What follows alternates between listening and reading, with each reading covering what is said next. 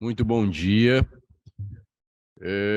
Estamos começando mais uma das reuniões mensais do Instituto Cearense de Estudos Tributários.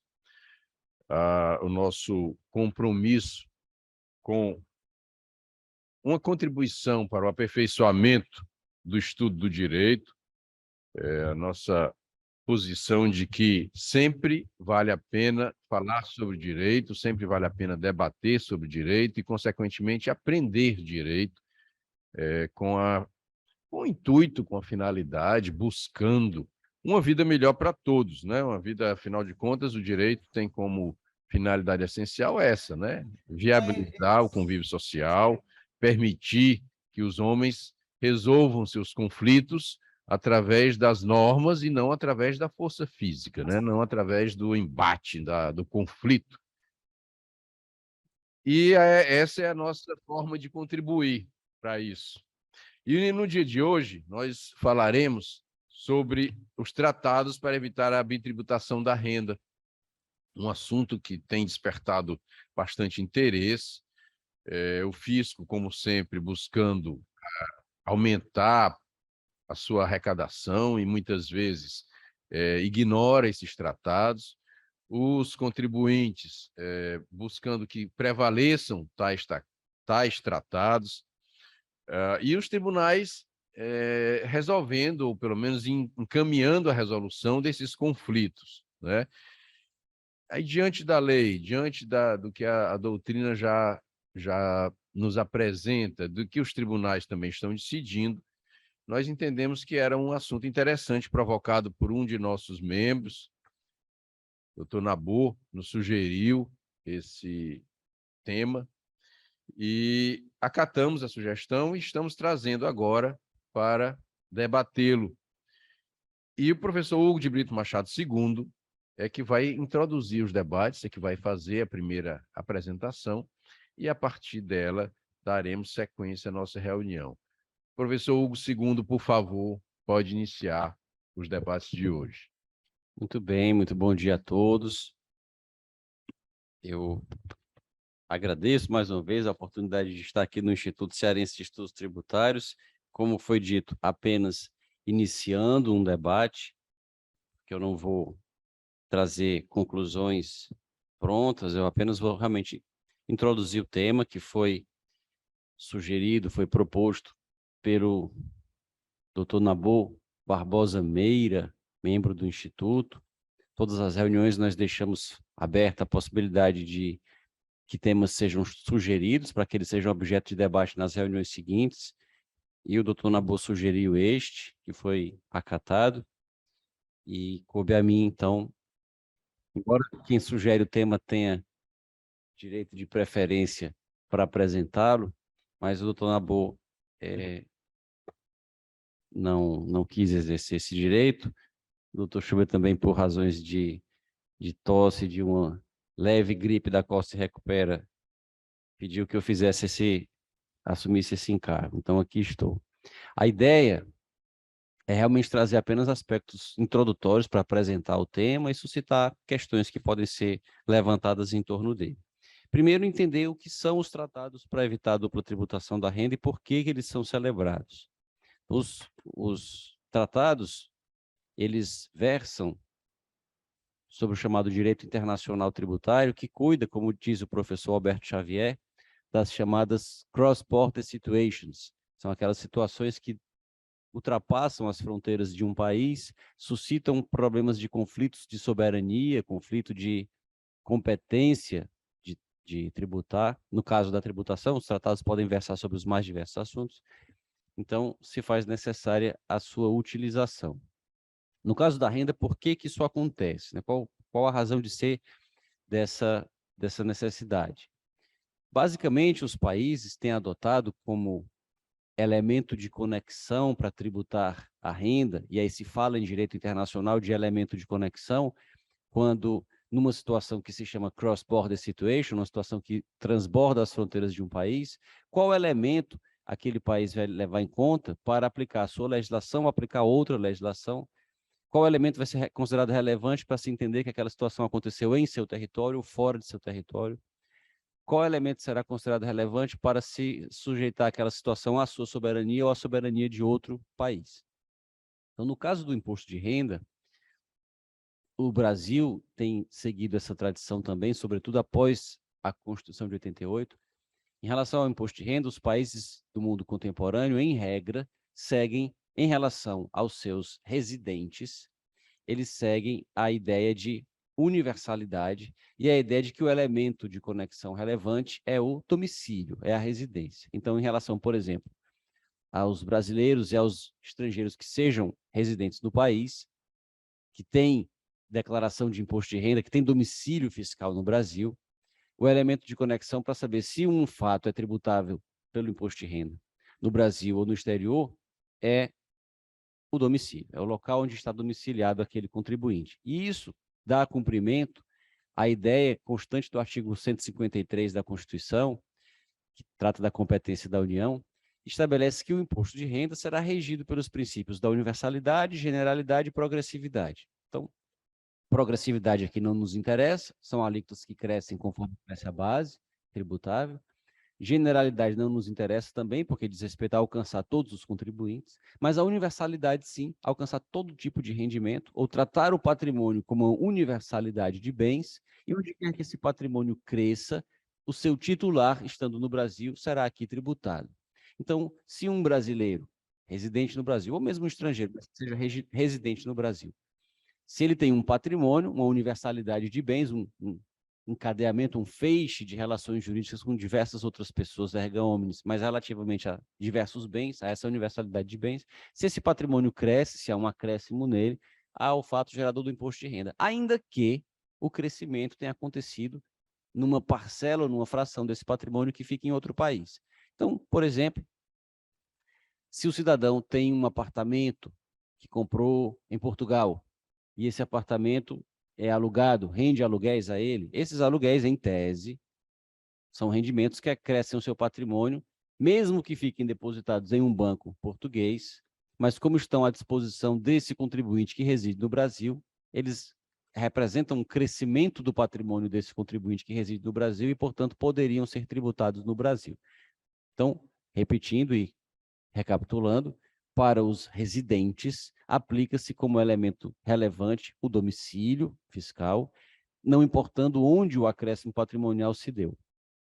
Entretanto, para os estrangeiros não residentes, para um estrangeiro que venha passar umas férias aqui no Brasil, por exemplo, aplica-se o critério da territorialidade. Não importa onde ele tem o seu domicílio fiscal, o que importa é o território em que o fato gerador da renda aconteceu. E aí, nesse caso, se um estrangeiro vier passar férias aqui e fizer uma apresentação musical, fizer uma apresentação artística, se ele fizer um negócio qualquer e desse negócio advir rendimentos, esses rendimentos serão devidos de acordo com o direito brasileiro no Brasil.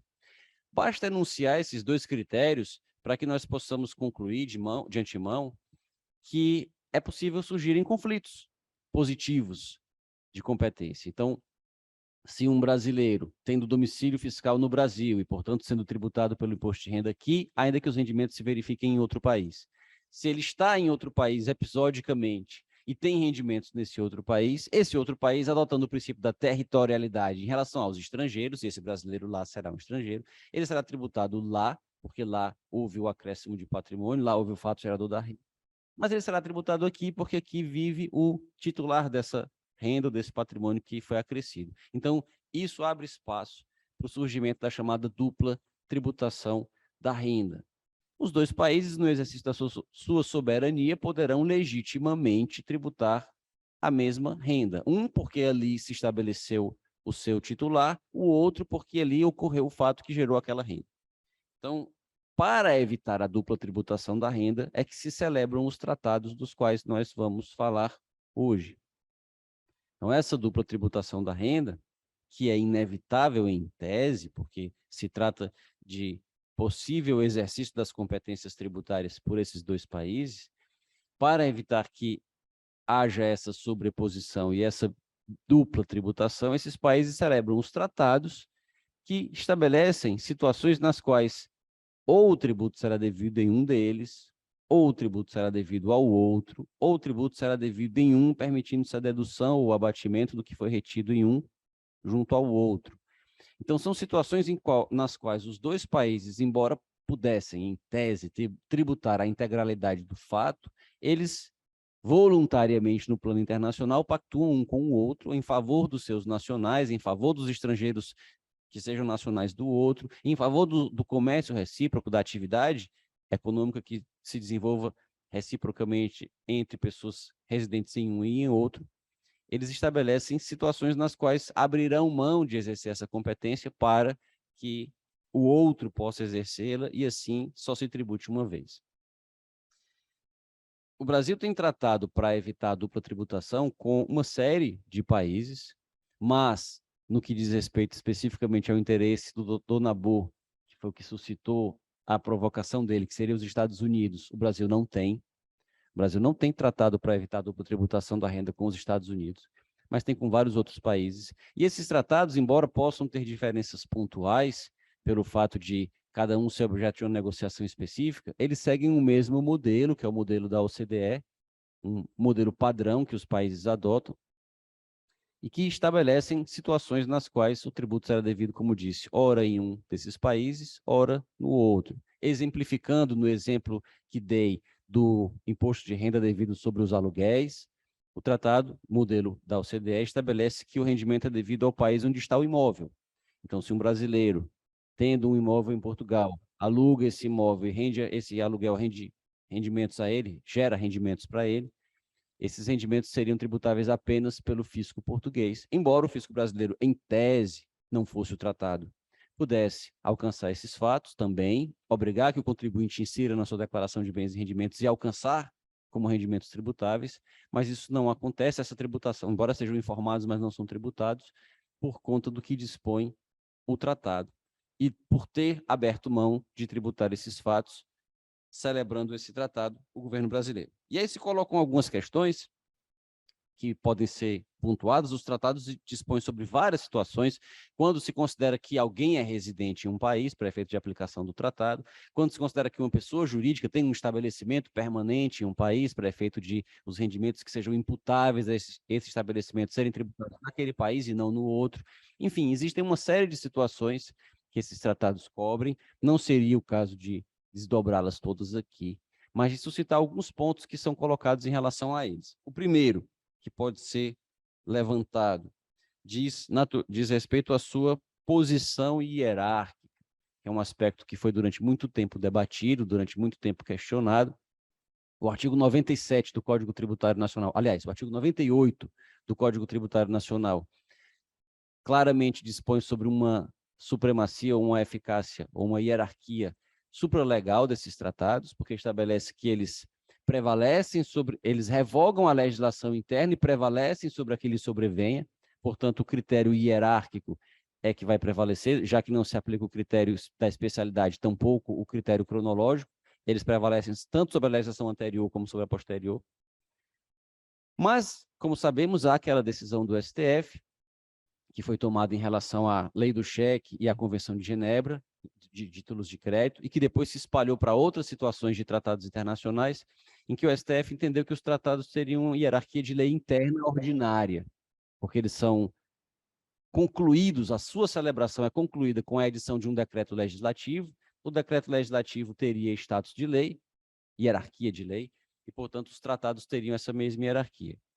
É um entendimento que a doutrina do direito internacional como um todo rechaça, onde nós encontramos talvez a melhor abordagem crítica dessa doutrina é no livro do professor Alberto Xavier, Direito Tributário Internacional do Brasil. E o principal fundamento da doutrina do direito internacional é o fato de que o decreto legislativo é apenas a conclusão do processo de aprovação do tratado. O tratado não se resume ao decreto legislativo e, portanto, só um outro tratado, ou a renúncia, ou a denúncia desse tratado, no plano internacional, seguindo-se as regras do direito internacional, é que poderia fazer com que ele não fosse mais aplicável. Então, não seria o caso de dar a ele esse status legal. Isso levou, no caso dos tratados que tratam de direitos humanos, a uma alteração da própria Constituição, que, embora o artigo 5º, os parágrafos do artigo 5º já estabelecessem que esses tratados, desde sempre, os direitos fundamentais neles enunciados têm a mesma natureza daqueles que já constam do rol do artigo 5º, mas a decisão do Supremo, que aplicou esse entendimento, inclusive a tratados que versavam sobre direitos humanos, levou a que na emenda 45 se colocasse em parágrafos que estabelecem a necessidade de os tratados, seguindo o rito das emendas na sua aprovação, terem status de emenda. Mas, independentemente disso, o STF entendeu que os tratados internacionais em matéria tributária, eles têm esse status supralegal, seja por conta do que dispõe o artigo 98 do CTN, seja pelo fato de ele estar, de algum modo, ainda que sem de maneira expressa, fazendo uma superação do entendimento que havia firmado antes em relação a esses tratados. Então, hoje, era um caso que dizia respeito a ICMS e, salvo engano, sobre leite ou doce de leite, cobrado no Rio Grande do Sul, sobre produtos que tinham origem no Uruguai. E se discutia se poderia conceder essa isenção, entre aspas, por meio de um tratado, e o Supremo entendeu daí pela supralegalidade do tratado, e no mesmo julgamento ele também tratou da possibilidade de, por tratado, se conceder isenção de tributo municipal ou estadual. Não é bem uma concessão de isenção, mas uma concessão de igual tratamento. Se o produto nacional for isento, o estrangeiro também o será, inclusive em relação a tributos estaduais e municipais, ainda que a lei interna posterior diga o contrário. Então, tanto a ideia de que o tratado não pode ser revogado por lei posterior, como a ideia de que o tratado pode conceder isenção de tributo municipal, elas já foram pacificadas pelo STF. É um tema que não nos interessa aqui, já que a gente está falando de imposto de renda, mas o artigo 151 da Constituição estabelece que a União não pode conceder isenção de tributo estadual ou municipal, e o STF entendeu, acolhendo a doutrina majoritária sobre isso, que quem celebra o tratado não é a União, é a República Federativa do Brasil, que apenas no plano internacional é representada pelas mesmas autoridades, mas não seria a mesma pessoa. A União é pessoa de direito interno, República Federativa do Brasil de direito internacional, que inclusive é integrada por estados e municípios também. Mas, além desses aspectos, talvez o ponto que, relativamente aos tratados para evitar a dupla tributação da renda, tenha suscitado a maior gama de controvérsias, dentre vários aspectos pontuais que um ou outro tratado pode ter suscitado, mas o ponto mais relevante, no Brasil especificamente, diz respeito à contribuição social sobre o lucro. A contribuição social sobre o lucro sempre foi um problema em relação aos tratados para evitar a dupla tributação da renda, porque supostamente ela não é imposto de renda, ela é outra coisa, é a contribuição sobre o lucro. E a Receita Federal sempre foi resistente à ideia de que os tratados para evitar a dupla tributação da renda teriam aplicabilidade também à CSL, no que tange às pessoas jurídicas. Então, vejam só, o imposto de renda no Brasil é composto de alíquotas, né, alíquotas progressivas de 15% e 25%, mas às quais se soma a alíquota da CSLL, mas numa discussão internacional sobre se haveria ou não haveria dupla tributação para fim de aplicação de um tratado, a CSL era esquecida nessa conta e a pessoa eventualmente poderia pagar o imposto de renda em outro país e também no Brasil, não se aplicando o tratado, porque se dizia, não, aqui no Brasil não se cobra imposto de renda, mas se cobra a CSLL. Então, em relação a ela, por uma questão de nomenclatura e destinação, haveria essa possibilidade de burla ao tratado. Embora os tratados geralmente estabeleçam que não importam as características formais do tributo, o que importa é o seu fato gerador, então CSL e RPJ são a mesma coisa para esse efeito, mas a Receita Federal tinha esse entendimento resistente de que, pela destinação, pela natureza diversa reconhecida pela jurisprudência, isso seria um motivo para não aplicar o tratado. E há, inclusive, decisões do CARF já em sentido contrário, mas hoje esse tema se encontra legislado. Houve uma alteração legislativa, a Lei 13.202, de 2015, ela expressamente passou a dispor que as disposições de convenções internacionais, de tratados internacionais que cuidem do imposto de renda são igualmente aplicáveis à CSL. A partir de então, inclusive, a matéria se tornou também, o CARF possui decisões que, inclusive, já referem essa lei para o efeito de aplicar os tratados também à CSLL. E, finalmente, há um ponto que não diz respeito especificamente, necessariamente aos tratados, mas diz respeito à tributação da renda no cenário internacional, que é a questão da tributação de coligadas e controladas no exterior, objeto da ADIM 2558. É um assunto interessante para ser mencionado aqui, ainda que ele não tenha, o Supremo não proferiu um julgamento conclusivo em muitos pontos, e é interessante o estudo desse julgamento, até para que se entenda por que não aconteceu esse julgamento conclusivo em alguns desses pontos. É um julgamento em que muita gente ficou, e alguns até hoje, se perguntando o que foi mesmo que o Supremo decidiu nesse caso, por conta de votos tão heterogêneos, embora aparentemente no mesmo sentido. Então, o que aconteceu em relação a essa ADI? A legislação brasileira passou a dispor, a partir de uma disposição de medida provisória, que o imposto de renda das pessoas jurídicas e a contribuição social sobre o lucro também, por extensão, eles seriam devidos no caso de lucro apurado por controlada ou coligada que estivesse no exterior, ou seja, uma pessoa jurídica que tem participação acionária de mais da metade ou de menos da metade, mas que tem participação acionária de outra ou em outra pessoa jurídica que está no exterior, essa pessoa jurídica que está no exterior experimenta um lucro, esse lucro já seria tributado no Brasil. Então, digamos que uma pessoa jurídica brasileira é acionista de uma pessoa jurídica que fica no exterior, essa pessoa jurídica no exterior aufere lucros, experimenta lucros, esses lucros já seriam tributados no Brasil, relativamente à pessoa jurídica que está estabelecida no Brasil. Notem, isso parece a aplicação daquela ideia de universalidade que eu mencionei. O brasileiro que tem um apartamento em Portugal, que aluga o apartamento em Portugal, ele já tem que pagar o imposto de renda no Brasil, ainda que ele não traga o dinheiro para cá. O dinheiro fica depositado lá em Portugal, mas ele já pagaria o imposto aqui. Não paga hoje em virtude do tratado, que diz que o imposto é devido apenas à República Portuguesa. Mas não fosse o tratado, ele poderia ser obrigado a pagar esse imposto aqui, mesmo que deixasse o dinheiro lá. Esse caso das pessoas jurídicas com controladas ou coligadas no exterior parece a mesma coisa, mas não é. Porque o problema todo reside no fato de que a pessoa jurídica que teve lucro no exterior é outra pessoa.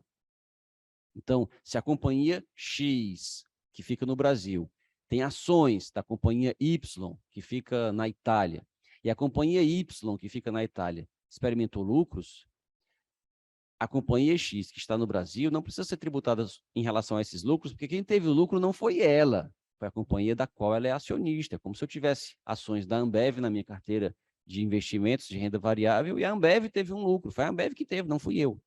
Se ela distribuísse esse lucro, não fosse a isenção dos dividendos, aí sim o lucro poderia ser tributado no Brasil, ou por mim, ou sobre a minha pessoa física. Mas enquanto a distribuição não acontece, não haveria necessidade ou possibilidade de tributação. Então, foi essa a questão que se colocou em relação às controladas e coligadas no exterior.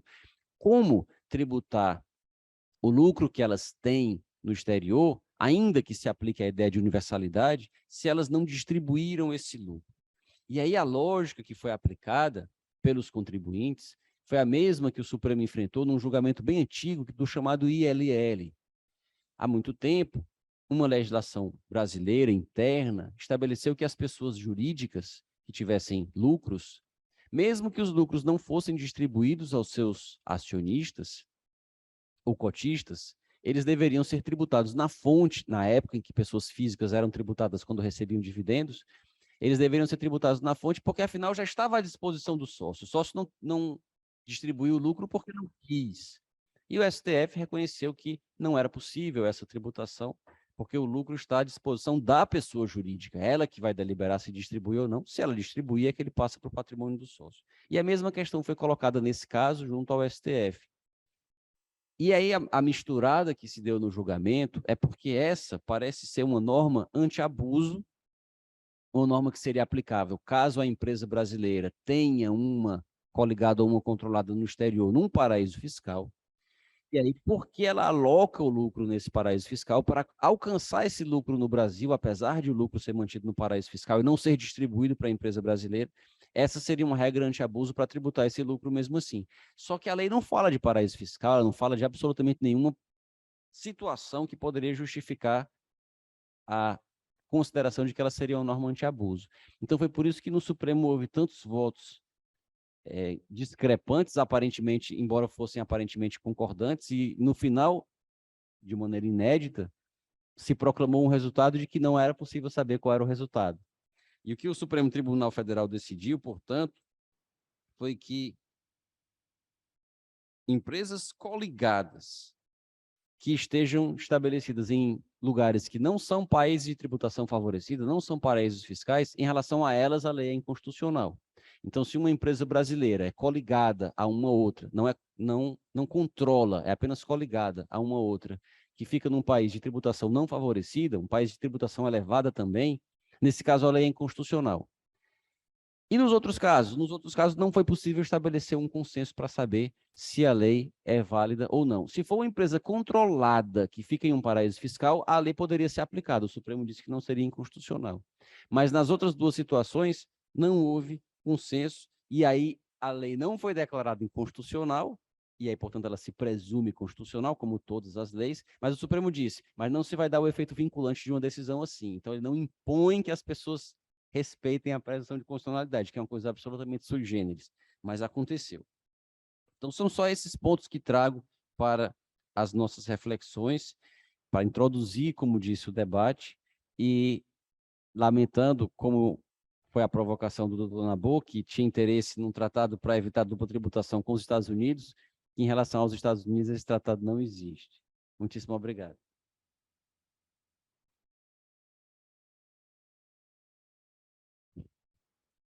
Bem,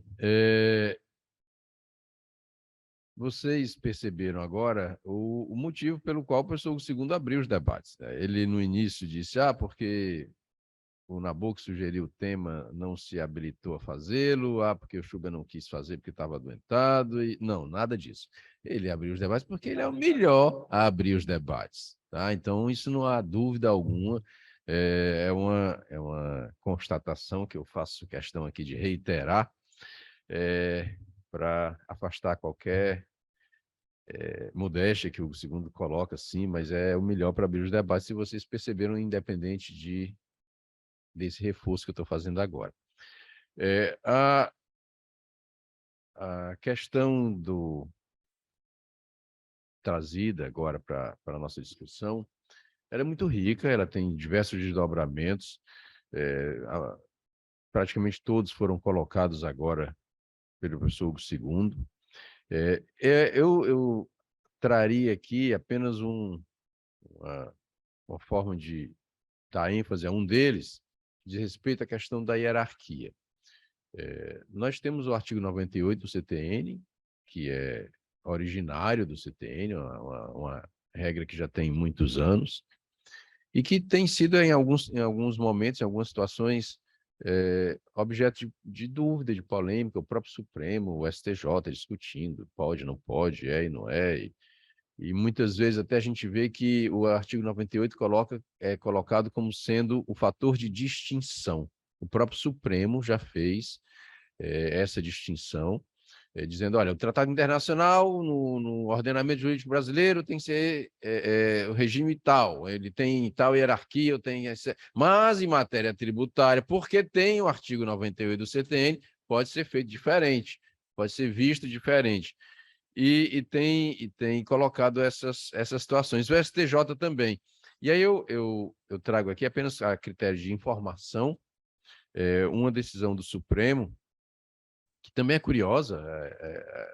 O Supremo tem muitas decisões cada vez mais curiosas, mas com a expressão usada pelo professor Hugo II, sui generis, né? Uma coisa assim diferente, uma coisa assim meio atípica. Foi uma decisão tomada por empate. Então, os ministros se manifestaram meio a meio, não havia número para o desempate.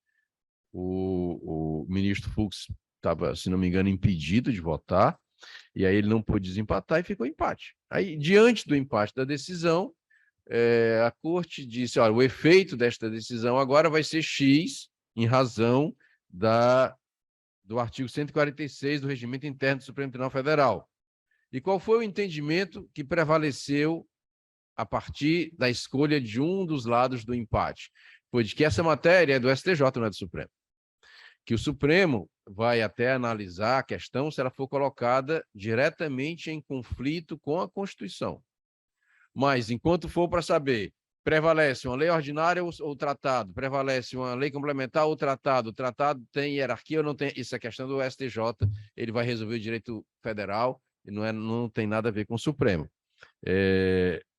No caso específico, era exatamente porque havia uma divergência no tratado, na interpretação do tratado entre o Brasil e a Suécia, para evitar a dupla tributação em matéria de imposto sobre a renda, por conta de uma palavra, que o tratado usava residentes ou nacionais, e a lei brasileira usava a palavra residentes. E aí dizia, ora, o tratado fala em nacionais, a outra palavra fala em residentes, residente não é a mesma coisa que nacional.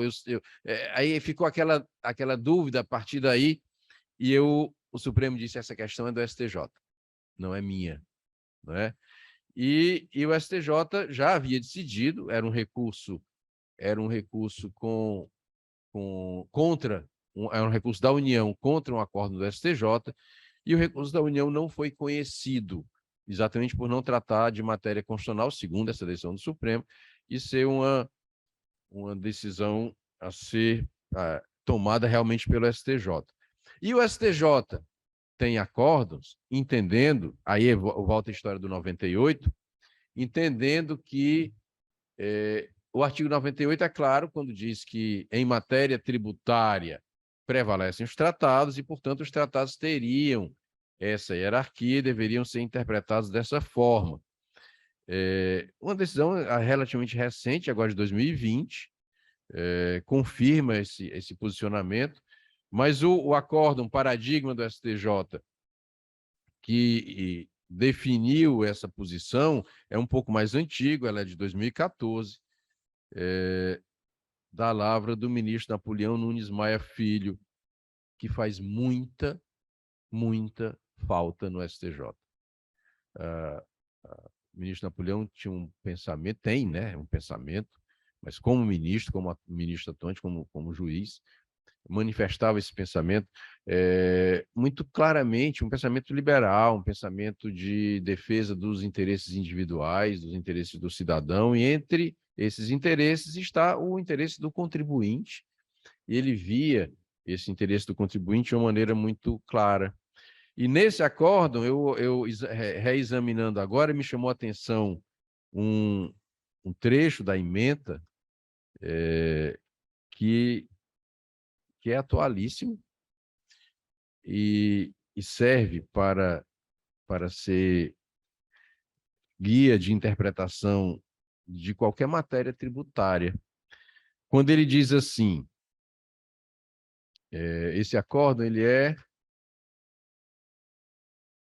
da primeira turma do Superior Tribunal de Justiça, proferido no dia 24 de abril de 2014. Ele diz assim, a interpretação das normas de direito tributário não se orienta e nem se condiciona pela expressão econômica dos fatos, por mais avultada que seja, do valor atribuído à demanda ou por outro elemento extrajurídico.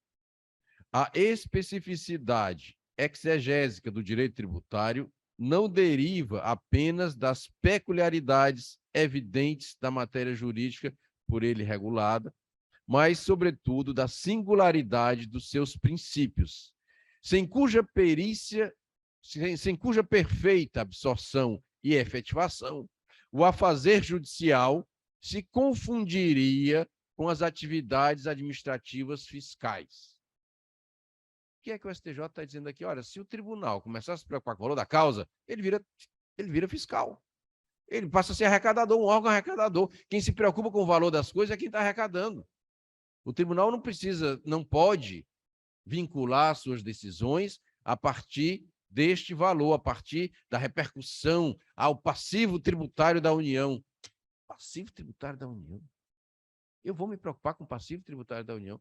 É aquela história da inconstitucionalidade útil, né? Da arrecadação de qualquer forma, porque uma vez arrecadada, porque uma vez criada a contingência tributária, essa contingência passa a ser um aspecto decisivo para definir se ela vai ou não ser restituída, se ela vai ou não ser mantida, continuar, que aconteceu há pouco com a questão da cobrança do ICMS sobre bens essenciais, energia, comunicação, em que os estados fizeram um apelo ao Supremo: nós não podemos ficar sem esse dinheiro porque ele é muito, e só porque ele é muito, sem esse dinheiro eu vou fechar o hospital, sem esse dinheiro eu vou fechar a escola.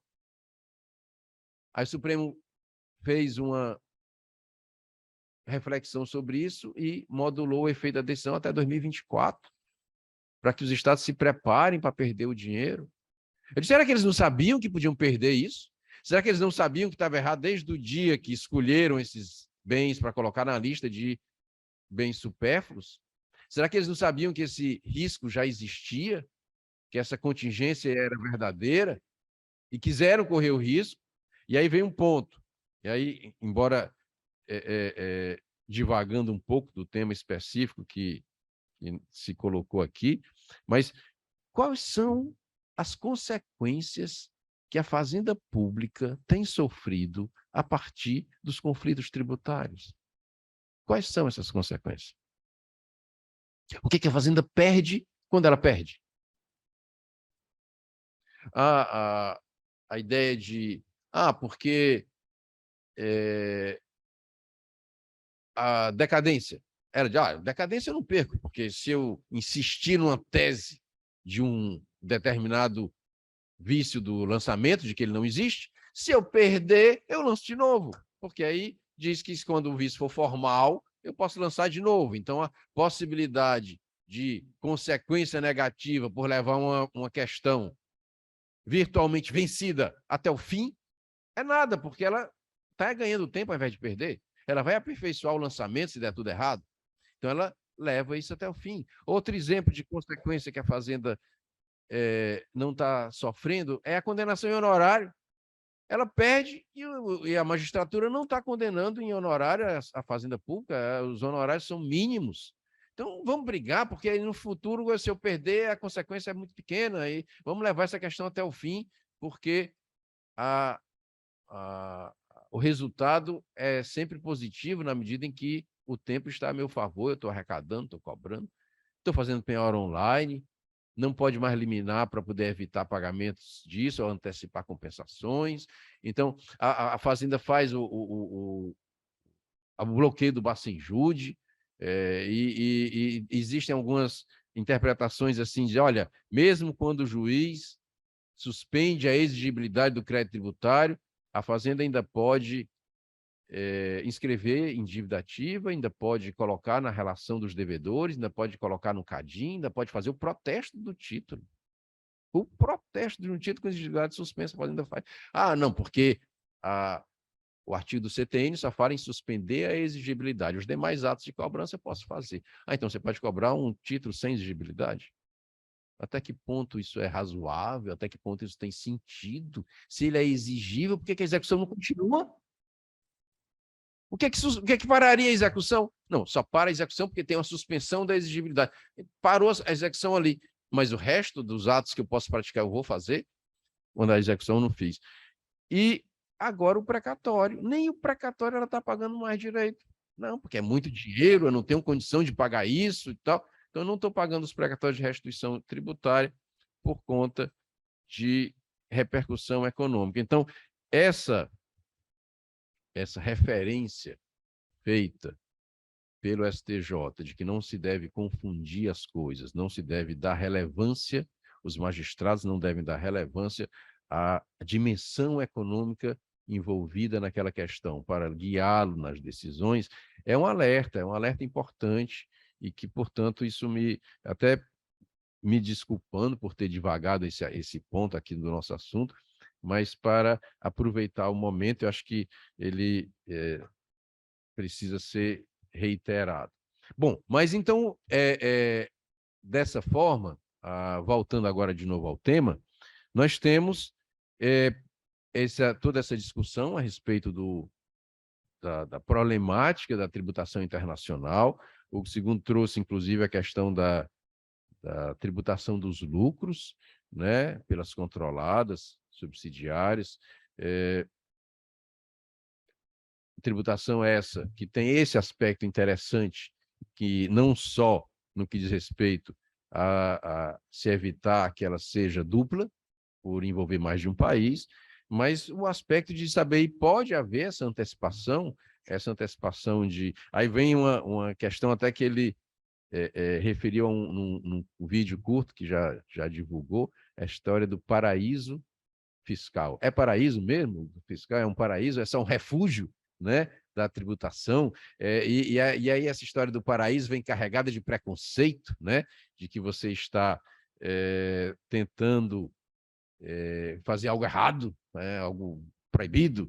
E aí vem uma outra lembrança de uma tributação internacional sugerida pelos norte-americanos, pelos países ricos, de uma maneira geral, de que deveria haver um tributo obrigatório internacional e fixo, independente de onde esteja o produtor da renda, exatamente para desestimular esses refúgios fiscais, né? Quando, na verdade,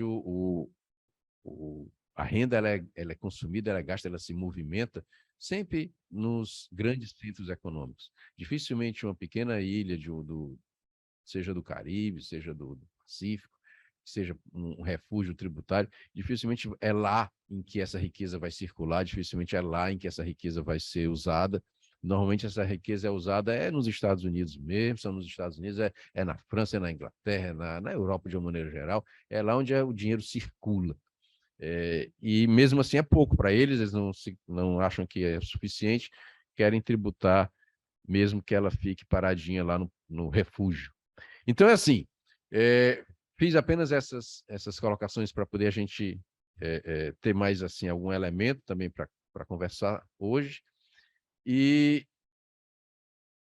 vejo aqui que tem uma consideração do Kleber Pontes, em que ele diz assim: a própria razão de existir do STF como guardião da Constituição, que tem suas razões na limitação ao poder estatal e na criação de direitos fundamentais, é, no mínimo, confusa quando são levados em consideração apenas interesses econômicos do poder político como irrelevante fundamento das decisões, como relevante fundamento das decisões. O direito tributário deve focar na proteção do contribuinte como parte constantemente vilipendiada. Isso me faz lembrar, inclusive, uma decisão do STJ, fundamentada na doutrina do diálogo das fontes, em que ele pesca artigos do CPC, pesca artigos da Lei 6.830, da Lei de Execuções Fiscais, escolhe os melhores, invoca esse diálogo das fontes e diz que tem que interpretar de maneira a dar uma aplicação efetiva, uma garantia efetiva à finalidade essencial dessas normas, que é a proteção do credor e tal, e coloca a fazenda como sendo hipossuficiente, ela merecendo essas aplicações, compara a fazenda ao consumidor e ao Código do Consumidor, que ele retira artigos da lei específica do Código do Consumidor, retira do Código Civil e diz: eu tenho que proteger o consumidor, então tem que proteger a fazenda, e tira esses artigos de uma fonte e de outra, faz o diálogo e aplica esse pensamento. Resta saber aquilo, a premissa é correta, a fazenda realmente é hipossuficiente, ela precisa dessa proteção, a finalidade das normas que buscam a garantia do credor, ela é essa, ela foca isso, e ela é tão hipossuficiente, tão indefesa, que ela tem uma penhora online, faz o Bacenjude, inclusive a Procuradoria sustentando e muitos tribunais aceitando, antes até da citação, coagindo o contribuinte a fazer um pagamento diante de um bloqueio de bens de um tributo que ele, inclusive, entende que nem é devido, e, ao mesmo tempo, depois de tudo esclarecido, tudo resolvido, e o contribuinte quer colocar as coisas no lugar, ela vai dizer, para eu lhe indenizar, tem que entrar com ação de conhecimento. E essa ação tem que tramitar não sei quantos anos, e quando ela tramitar vai ter um precatório que eu não vou te pagar todo, vou te pagar só um pedaço agora, um pedaço ali. A hipossuficiência da fazenda fica estranha, né? Fica difícil da gente pensar que ela realmente é ou deveria ser a motivadora da forma de interpretar a lei processual. O meu pensamento particular é até o inverso. Eu acho que a lei processual deveria realmente ser interpretada de forma particularizada no que diz respeito ao direito tributário, mas para acentuar a garantia do cidadão, acentuar a garantia dos contribuintes. E nunca, nunca, nunca para dar mais garantia ao credor, à fazenda, porque ele já tem poder demais. Bom,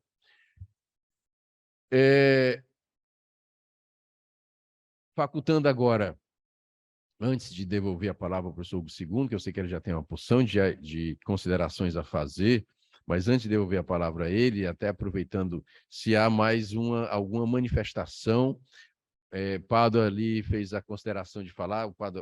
Pado, por favor, faça uma consideração. Bom dia a todos.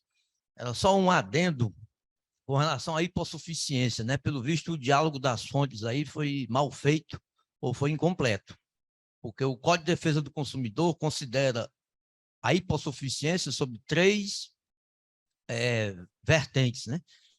Hipossuficiência técnica, hipossuficiência jurídica ou hipossuficiência econômica. A fazenda não é hipossuficiente tecnicamente, porque ela é que elabora as próprias normas, né? A maioria das proposituras surgem de dentro do fisco e vão para o legislativo, afora as inúmeras, incontáveis instruções normativas, rasgando o princípio da legalidade, a instrução normativa para tudo, para criar até substituição tributária. Aqui no estado do Ceará se cria substituição tributária por instrução normativa, se elege sujeito passivo por instrução normativa. Então, hipossuficiência técnica não existe. Hipossuficiência jurídica, meu Deus do céu, procuradores da Fazenda Nacional concursados, hipossuficientes juridicamente, é isso que o STJ está querendo dizer? Não dá. E hipossuficiência econômica, eu não conheço nenhum contribuinte mais rico do que a Fazenda. Então, acho que o conceito de hipossuficiência foi visto aí, não sei de onde é que foi tirado, deve ter sido Código de Defesa do Consumidor de algum outro canto, né? E não daqui, né? Era só essa observação mesmo. Fred. Bom dia a todos. Parabéns ao doutor Hugo, professor Hugo, por trazer os assuntos difíceis sempre de forma palatáveis, né? Uhum. Tenho 3 questionamentos aqui, professor Hugo, para trazer, porque este tema especificamente é um dos que mais geram problemas tanto no âmbito administrativo quanto no judicial, mas especialmente no administrativo. São milhares de processos em que esse tema ele é trazido, e tem circunstâncias, especialmente aquelas relacionadas a abuso de direito, planejamento tributário abusivo, seja lá o que isso for, mas que, em condições normais de temperatura e pressão, são os elementos que geram as autuações no âmbito do CARF, né, que chegam na discussão do CARF. E aí o questionamento é, nas circunstâncias em que o contribuinte ou parte dele que está no exterior, como controlado, como coligado, está num país, vou tirar a expressão paraíso fiscal, mas de tributação favorecida, né? Isso talvez seja o caso mais simples, mas onde é que o problema surge? É quando existe, além da companhia brasileira, que eu vou chamar de companhia mãe, ok? É criado em um paraíso fiscal ou em um país de tributação favorecida uma segunda empresa, controlada ou coligada da empresa mãe brasileira, e esta empresa que está no paraíso fiscal, ela tem 20, 30, 40, 50 outras empresas espalhadas no mundo, gerando riqueza, realizando renda e, eventualmente, ou ficando nesses países ou indo para o paraíso fiscal. A questão é, e o questionamento é, se a empresa que está no paraíso fiscal ela for uma empresa deficitária, por razões diversas, ok? Ela pode compensar o lucro auferido nas outras empresas com ela antes de apurar o lucro no Brasil.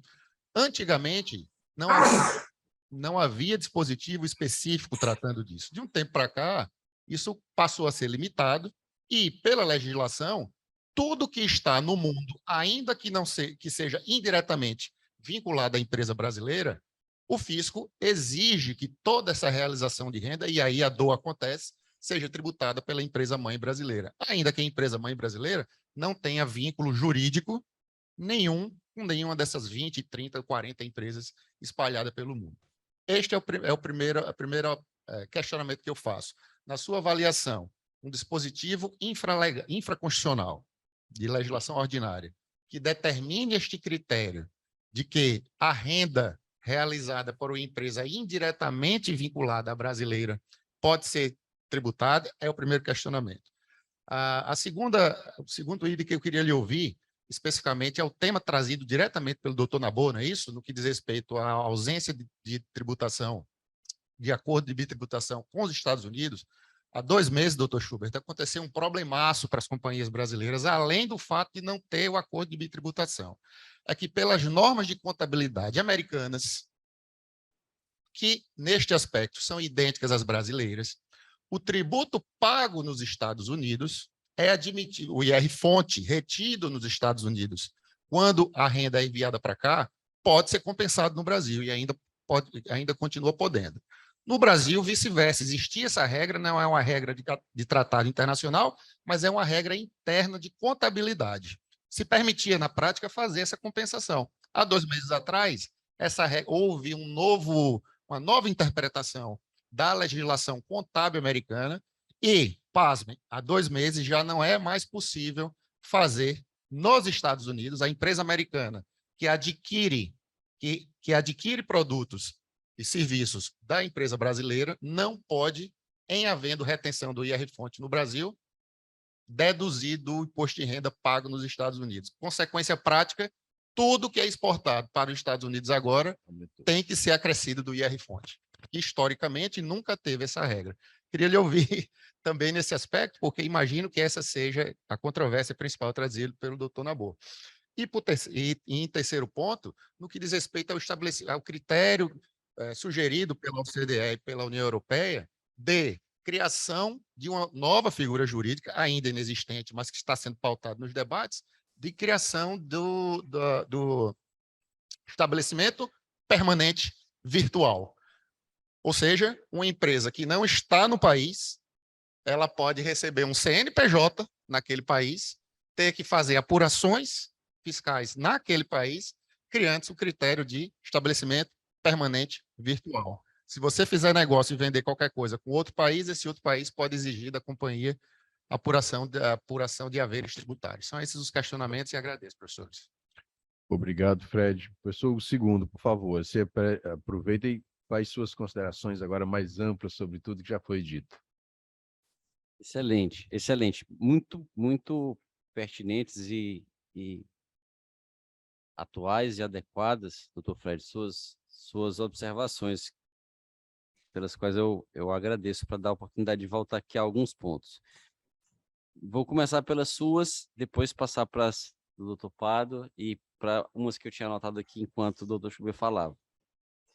Primeiro, em relação à empresa-mãe brasileira, que tem uma controlada ou coligada num paraíso fiscal, que, por sua vez, é acionista de outras espalhadas pelo mundo. Se eu entendi, o exemplo é esse. Nesse caso, não me parece que seja possível tributar diretamente no Brasil o lucro dessas espalhadas pelo mundo, mas se as espalhadas pelo mundo distribuem o lucro para a que está no paraíso fiscal, e esse lucro está no paraíso fiscal, tributar esse lucro no Brasil seria uma consequência do que o Supremo decidiu nessa ADI. Porque, na medida em que o lucro já foi alocado para o paraíso fiscal, já está no patrimônio da pessoa jurídica do paraíso fiscal, a pessoa jurídica que está no paraíso fiscal, que é controlada, se for só coligada, não, mas se ela for controlada pela brasileira, já estaria abrangida pela ADI 2558. Porque toda uma questão de saber onde é que o Brasil só pode alcançar a renda que está disponível, a aquisição da disponibilidade jurídico-econômica da renda. O STF entendeu que, por se tratar de um paraíso fiscal que faz presumir o abuso, a fraude. E por se tratar de uma controlada, aí essa renda já estaria disponível no Brasil. Mas seria preciso que dessas empresas espalhadas pelo mundo tivesse sido distribuído para a controlada, para que dela pudesse ser tributado esse resultado no Brasil. Pelo menos num primeiro momento seria essa a minha resposta. Mas eu confesso que essa é uma resposta dada a queima-roupa em relação a esse questionamento. Com relação ao outro ponto dos Estados Unidos, foi muito bem colocado, porque existem duas coisas diferentes, mas que são semelhantes nos seus efeitos. Uma coisa é um tratado para evitar a dupla tributação da renda. Outra coisa é um tratado de reciprocidade, que é o que acontece nesse caso. Então, se os Estados Unidos permitem, o Brasil permite também. Quando os Estados Unidos deixam de permitir, por conta da reciprocidade, a tendência seria o Brasil deixar de permitir também, e a dedução do imposto de renda retido na fonte. E o que vai acontecer é que, como se trata de uma questão de soberania, pouco se pode fazer. A meu ver, não teria o que se fazer, a menos que o Brasil negociasse um tratado para evitar a dupla tributação com os Estados Unidos, tendo sido uma postura unilateral dos Estados Unidos de alterar a interpretação dessa regra contábil para deixar de permitir a dedução. E, finalmente, quanto ao estabelecimento permanente virtual, acho que é uma tendência inevitável isso acontecer. Isso já começou, é interessante observar, Fred, como às vezes no plano interno se refletem controvérsias que acontecem no plano internacional também. Às vezes no plano interno elas se refletem um pouco diferentes, mas elas se refletem quase da mesma maneira. Em relação, por exemplo, aos paraísos fiscais. Os paraísos fiscais, é aí que foi mencionado que é o refúgio fiscal, porque realmente, pelo menos o que se diz, e tudo indica que foi isso mesmo, um erro de tradução, porque em inglês, heaven, H-E-A-V-E-N, é paraíso no sentido de céu. Ah, ele foi para o céu, morreu, foi para o céu, está lá com Jesus, com os anjos. Heaven nesse sentido. E haven, com H-A-V-E-N, sem o E, é refúgio. E o nome é tax haven. Mas se traduz como se fosse paraíso, que é bom de... exatamente. Mas o problema dos paraísos fiscais, ele se reflete na questão da concorrência tributária internacional, a competição tributária internacional. É uma proteção aos contribuintes, é uma importante limitação ao poder de tributar. Não é uma limitação constitucional, não é uma limitação jurídica, é uma limitação fática, gerada pela concorrência. Se um país começa a pesar muito a mão na sua tributação, os contribuintes, pelo menos os que puderem, vão mudar de país. Então, a concorrência pela mão invisível, aí, que no caso não é do mercado, mas termina sendo um tipo de mercado, a mão invisível termina fazendo com que os países moderem a tributação, independentemente do que dispuserem as suas constituições, ou seus parlamentos, ou seus soberanos, seus déspotas, enfim. Então, é uma limitação importante. Porém, há países que terminam abusando do seu poder de tributar ou de não tributar e não tributando de jeito nenhum. Só que como nós não estamos num lugar em que há uma legislação superior a todos eles, termina não havendo muito o que se possa fazer. Mas no plano interno termina acontecendo a mesma coisa. Estados, municípios concorrem entre si em relação ao ISS, em relação ao ICMS. É legítimo que um estado possa fixar uma alíquota de 18, outro de 17, etc. Mas aí vem um e fixa uma alíquota muito baixa. E aí se coloca a questão, de um lado, se defende que isso é legítimo, é um instrumento de desenvolvimento econômico desses estados, os estados, de outro modo, não se industrializariam, eles têm o direito de fazer isso, mas de outro se fala que é absurdo, que é guerra fiscal, que está renunciando receita e tal. Então, a mesma discussão se coloca para os paraísos fiscais do plano internacional. São países que se desenvolvem muito com esses investimentos, são países que se tornam muito ricos com esses investimentos, mas podem eventualmente estar abusando disso e levando a que se perca muita arrecadação em outros. E aí a mesma discussão vai se colocar com o estabelecimento virtual, porque foi um argumento que os estados usaram na época em que eles atropelavam as disposições da Constituição sobre o diferencial de alíquota.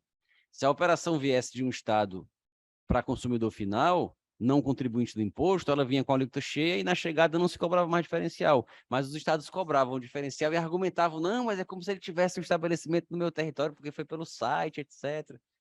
Então, é exatamente a mesma discussão. E vai ser uma tendência, acredito, o estabelecimento, ou a fixação desse estabelecimento permanente virtual, para que se possam alcançar os países. A Suprema Corte americana, ela já sinalizou nesse sentido, eu não tenho o número do julgado de cabeça, mas até posso encontrá-lo aqui. A Suprema Corte americana, ela tinha um entendimento que ela fixou nos anos 60, e ela voltou a esse entendimento umas 3 vezes. Uma delas foi, inclusive, quando o professor Hugo Pai estava nos Estados Unidos. Ele conta essa história no curso, tem uma parte do curso em que ele conta essa história. Ele estava nos Estados Unidos, quando a Suprema Corte tomou essa decisão, ele até comentou, era Carolina do Norte, era Dakota do Norte, era algum do Norte, lá que tem o do Sul e o do Norte, eu acho que era Dakota, que estava discutindo isso e tal. E agora, no ano passado, no ano retrasado, foi um ano antes da Covid, em 2019, a Suprema Corte voltou a esse assunto e alterou o entendimento para permitir a tributação. Porque a Suprema Corte americana entendia que se o estabelecimento vendedor estivesse fora do estado, não havia sales tax. Então, se uma pessoa na Flórida compra pela internet, pelo telefone, por carta, do jeito que for, uma mercadoria de um estabelecimento em Nevada, ou no Texas, ou em outro lugar, não tem sales tax lá na Flórida. E o estado de origem também não tributava. Então, terminava que nenhum dos dois estados tributavam.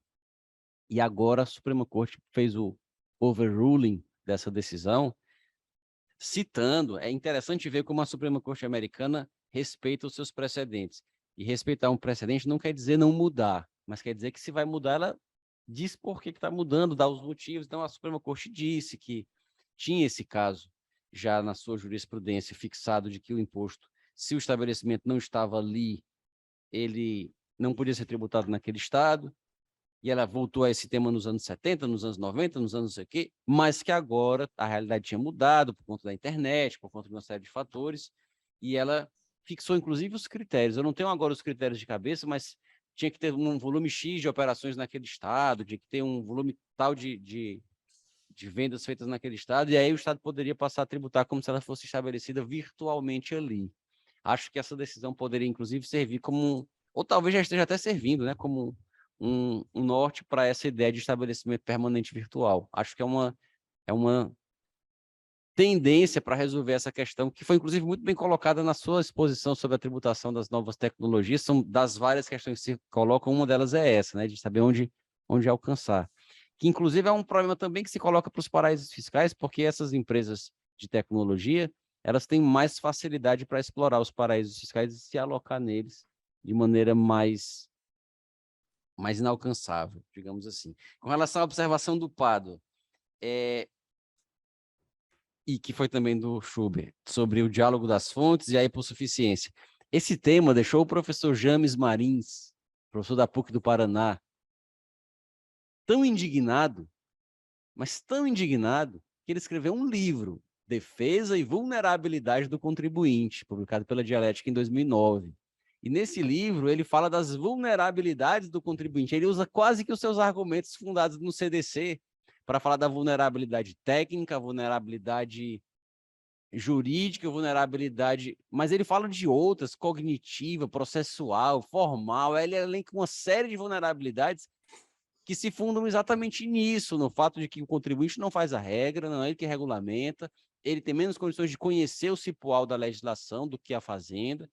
Enfim, são motivos que fazem com que ele não deva ser visto como a parte forte e a fazenda a parte fraca. No mínimo, deveriam ser tratados do mesmo jeito. No mínimo. Exatamente. Tratados do mesmo jeito. E com relação a... Só por último aqui, um ponto que eu não tinha me lembrado de falar, esse caso do STF que deu empate, que é o caso Volvo, que é um caso interessante porque os tratados, além de disciplinarem sobre onde o tributo é devido, se o tributo é devido num país, se o tributo é devido em outro, os tratados, não só os que versam sobre dupla tributação, mas os tratados internacionais em matéria tributária em geral, eles contêm cláusulas de não discriminação. As pessoas nacionais de um Estado signatário devem ser tratadas da mesma forma das pessoas do outro Estado signatário. E a questão que se coloca aí é porque uma empresa situada no Brasil, estabelecida no Brasil, que distribui dividendos para alguém que está no Brasil, os dividendos são isentos. E aí a Volvo distribuiu o dividendo para um sueco. E o Brasil queria tributar. E aí se colocou a questão da da igualdade de tratamento. Se ela distribuísse para um brasileiro ia ser isento, por que distribuindo para um sueco tem que tributar? Era essa a questão que estava colocada. Não era propriamente ligada à dupla tributação, mas era ligada ao tratamento equivalente. E aí esse tratamento equivalente me lembra de um assunto que não tem relação direta com a dupla tributação, mas tem relação com os tratados, e que é um assunto que a nossa jurisprudência não resolveu ainda, e ele merece ser sempre lembrado, que é o da natureza do PIS e da COFINS incidentes na importação. O PIS e a COFINS que incidem na importação, a partir das leis, a partir da emenda, né, que colocou o inciso 4 no artigo 195, para que PIS e COFINS possam incidir também na importação, quando foram criados os tributos PIS, COFINS e importação, os contribuintes que trazem mercadorias do Mercosul, eles questionaram judicialmente a cobrança do PIS e da COFINS na importação de produtos que vêm do Mercosul, porque o Tratado de Assunção estabelece a desoneração do comércio recíproco entre os países signatários. Então, importações feitas entre Brasil, Argentina, Paraguai e Uruguai não devem ser tributadas por tributos aduaneiros. Pode cobrar ICMS, IPI, mas imposto de importação não. E o tratado diz, impostos que tenham como fato gerador a importação não podem ser cobrados. Os internos podem. Tem que ter igualdade de tratamento em relação ao interno. Então, uma picanha argentina vai pagar o mesmo ICMS da picanha brasileira.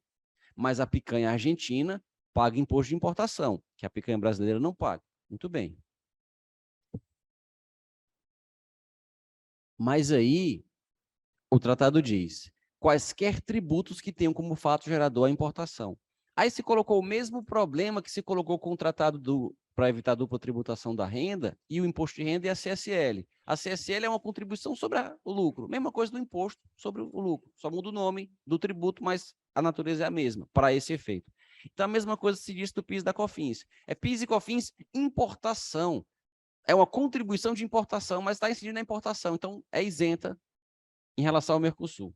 E o STJ decidiu que não, porque apesar do nome, PIS importação, COFINS importação, elas são a mesma PIS e COFINS internas, as mesmas contribuições internas. Elas apenas foram criadas para permitir a cobrança também do importado. Então, assim como a picanha importada da Argentina tem que pagar ICMS, tem que pagar, eventualmente, outros tributos internos, vai pagar também PIS e COFINS. O que ela não pode pagar é imposto de importação. Aí o STJ falou, PIS e COFINS importação são tributo interno e tem que ter o mesmo tratamento dos demais produtos nacionais. Então, se o produto nacional está sujeito a PIS e COFINS, o produto do Mercosul também tem que estar, pelo princípio do tratamento igualitário, da não discriminação. Agora, se o produto nacional for isento do PIS e da COFINS, aí sim o que vier do Mercosul também tem que ter a mesma isenção. Isso foi colocado expressamente no acordo. Alguns anos depois, se estabelece um tratamento diferenciado, uma desoneração de PIS e COFINS para certos produtos nacionais. Aí os produtores desses produtos que começaram a importá-los da Argentina invocaram um precedente. Olha, o STJ disse que PIS e COFINS importação não são tributo de importação, são tributo interno. E que serão objeto de desonerações quando os produtos nacionais forem também objeto de desoneração da COFINS do PIS internos. Hoje tem um produto nacional que não paga PIS e COFINS, pois esse produto, se vier da Argentina, também não vai pagar o PIS e COFINS importação, que foi feito para dar o mesmo tratamento. E aí o STJ, surpreendentemente, disse, não, PIS e COFINS importação, está escrito importação, tributo aduaneiro. É um tributo aduaneiro, se aplica o Mercosul não, porque é tributo aduaneiro, etc. E aí se coloca a questão de saber o que é o PIS e COFINS importação. Enquanto não se resolve, não se cumpre o Mercosul em relação a eles. Se paga, né? E a Fazenda não deixa de cobrá-lo com toda a ênfase que ela dispõe. E ouvindo essa questão aí da vulnerabilidade da Fazenda, assim, quando a gente aprofunda um pouquinho, não precisa nem entrar naqueles diálogos entre Sócrates e o Platão e, sei lá, todo mundo lá que ele conversava, mas basta pensar um pouquinho na razão de ser das coisas e por que elas são daquele jeito. Aí, assim, a Fazenda diz o quê? Não, mas a Fazenda é muito frágil. Você não vê a quantidade de execuções fiscais, a dívida que ela não consegue cobrar, um passivo incobrável, execuções fiscais que prescrevem, a grande maior parte das execuções fiscais é extinta por prescrição. Então, isso é uma fragilidade que a gente tem que compensar, tem que dar um jeito, e ainda bota a culpa na justiça, coisa assim. Aí vem a pergunta, será que essas imperfeições ou essas ineficiências funcionais decorrem de alguma fragilidade? Será que decorrem de fragilidade? Ou decorrem apenas do não funcionamento correto de algo que era para funcionar correto? E eu tenho que ir atrás, por que que não está funcionando correto? Eu tenho que ir atrás, por que que a Procuradoria deixa prescrever? Por que que a Procuradoria não encontra patrimônio? Por que que não tem um órgão de inteligência para achar o patrimônio do devedor e penhorar aquilo corretamente? Por que que tem esse volume imenso de execuções, inclusive algumas que são fundamentadas em exigências ilegais, que o CARF deixou passar? E por que que o CARF deixou passar? Que já tinha uma pressão de cobrar de qualquer jeito. Então aí a gente volta para aquela história. A Fazenda não perde nada cobrando de qualquer jeito. Ela cobra, cobra, cobra. O que acontece com ela? Nada. E até acontece, quando ela não consegue dar conta do volume imenso que vem para cobrar, ela ainda diz, eu sou um pobrezinha coitadinha, eu preciso de mais favores, mais prerrogativas, mais benefícios, mais um tratamento diferenciado do ponto de vista processual para não perder. E aí vem sempre aquele argumento final que ela diz assim, eu estou defendendo o direito de todos os brasileiros, esse patrimônio não é meu, é de todos nós temos que zelar por ele e tal. E aí vem aquela história do interesse público, e aí me vem uma lembrança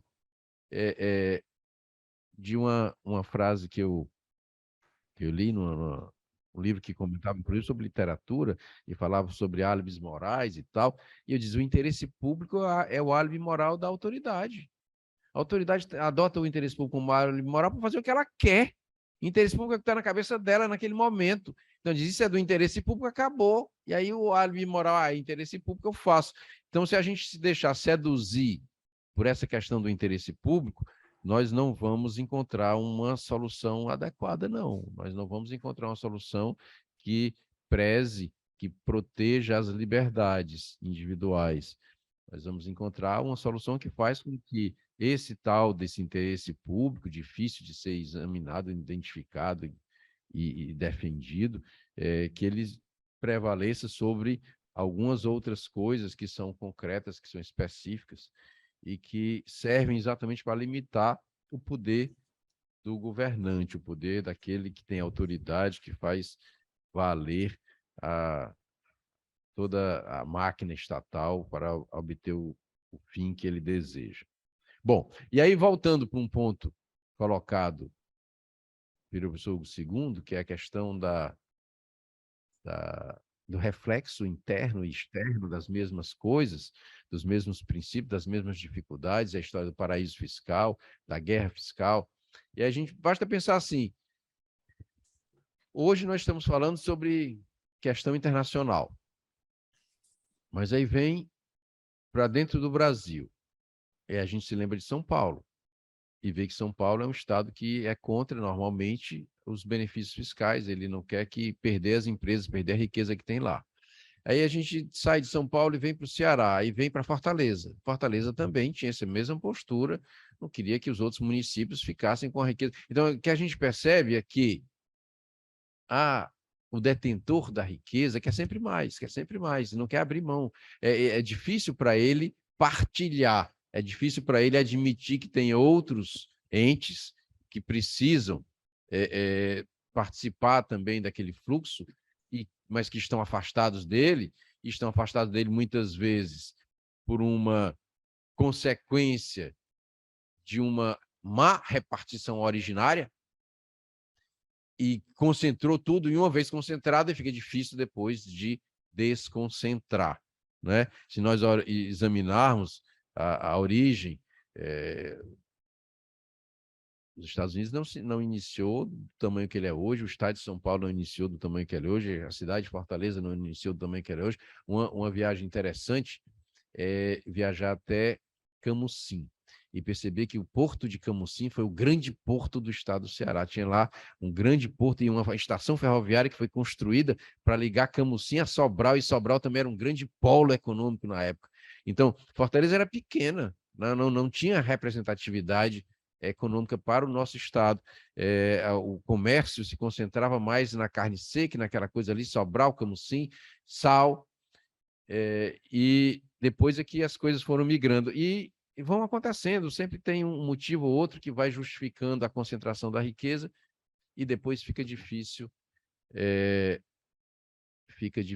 desconcentrar. Mas é isso, é uma luta constante, depois muda, né? E sai de um, vai para o outro, e as coisas vão se alterando, e nós vamos tentando manter, de alguma maneira, um equilíbrio. Bom, mais alguma pergunta, alguma manifestação?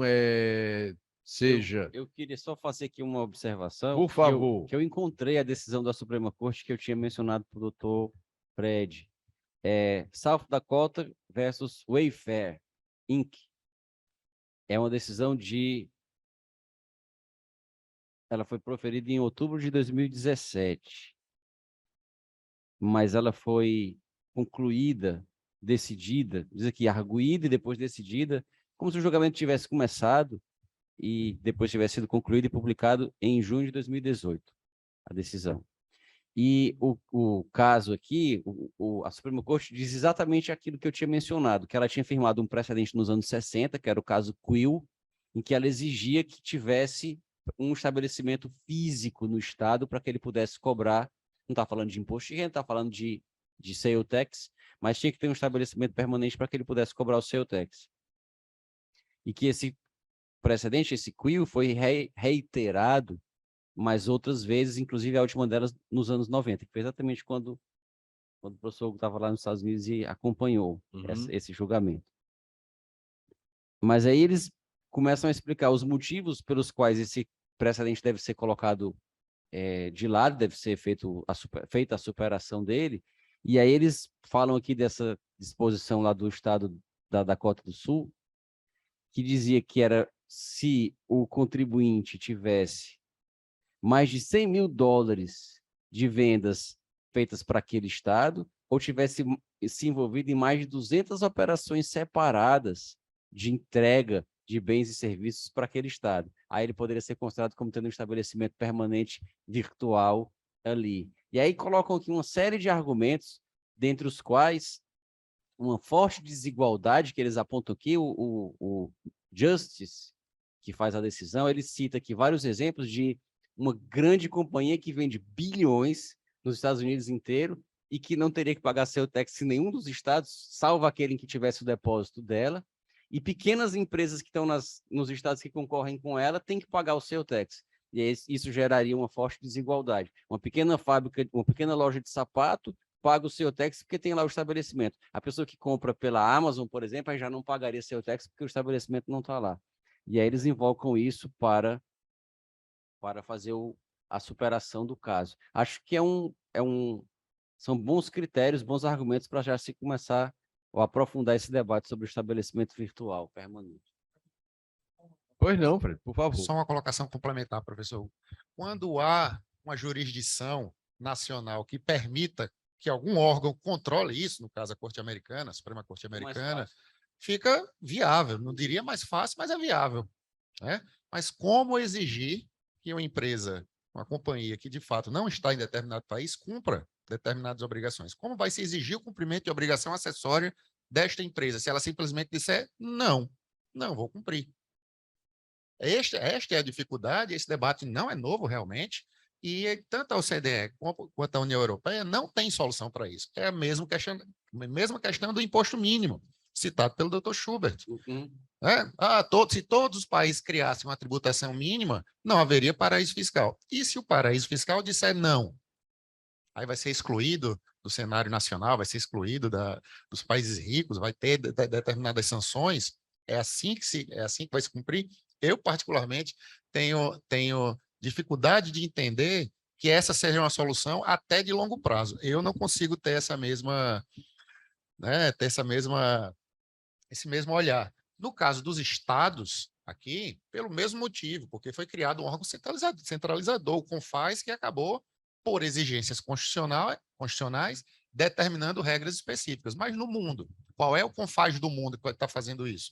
Hoje, quem debate e se arvora na condição de, aspas, CONFAS do mundo é a OCDE. Mas qual é a legitimidade que a OCDE tem de falar em nome do mundo? E se a decisão da OCDE for além das normas que o Brasil, por exemplo, coloca como limites constitucionais ao poder de tributar. E se a OCDE determinar critérios que, ao nosso olhar, sejam inconstitucionais, mas que o Brasil vai cumprir para entrar na OCDE? Interrogação. Então, quem vai exigir o tributo mínimo? Eu não sei e tenho dificuldade de saber e olhar. E quem vai exigir o cumprimento de obrigação acessória se a empresa não está no país? Esse é o questionamento de fundo que fica ao que eu coloquei. Mas ótimas as colocações e vou dar uma lida na sugestão aí da decisão da Suprema Corte. Obrigado, professor. A ideia da prevalência ou da definição de uma norma de abrangência internacional, eu acho que é um dos debates básicos do direito internacional. Alguns professores até dizem, não, o direito internacional, em última instância, se resolve na guerra. E nós estamos vendo agora a questão da Ucrânia, né? Então, assim, a soberania vai até onde, né? Até onde o árduo soberano se impuser como sendo o maior, o mais forte, né? E aí a gente lembra de várias outras guerras que já aconteceram, de como é difícil. A própria União Europeia, às vezes, tem dificuldade. Alguns países dizem assim, eu vou entrar na União Europeia e o meu tribunal se acaba e a minha autonomia se acaba, eu vou ter que ficar sempre atendendo a que um órgão supranacional está decidindo. Então, fica aquela história, até que ponto eu vou... Aí vem a Inglaterra e sai da União Europeia e diz, eu quero sair porque eu estou me sentindo fragilizado, eu quero ter a minha independência, a minha autonomia para tomar minhas decisões. Daí vem toda essa dificuldade decorrente da própria organização social mundial, né? Cada um pode querer ter as suas próprias normas, as suas próprias determinantes de conduta, e aí essa questão internacional fica fragilizada, embora o senso comum nos indique que seria bem melhor que existissem essas normas internacionais, se nós conseguíssemos uma grande constituição mundial, né, e essa constituição mundial traçasse os princípios essenciais que precisariam ser seguidos por todos, e a partir daí nós teríamos essa segurança, ou pelo menos essa indicação, né, de como seriam solucionados os conflitos. Mas, mesmo assim, a gente percebe que, de vez em quando, quem é que imaginava uma guerra tradicional com soldados, com tanques, no coração da Europa, agora ali no leste da Europa, revivendo tudo que a Europa não menos quer, né? Tudo aquilo que ela menos quer, que é uma guerra. Tudo aquilo que ela menos quer, que é um conflito que pode se alastrar, que pode aumentar. A memória da Segunda Guerra é muito recente ainda, né? E toda aquela estrutura institucional que foi criada, a ONU e a OTAN e, sei lá, outros organismos institucionais que foram criados com a ideia de evitar exatamente que novos conflitos surgissem. Mesmo assim, a coisa está complicada.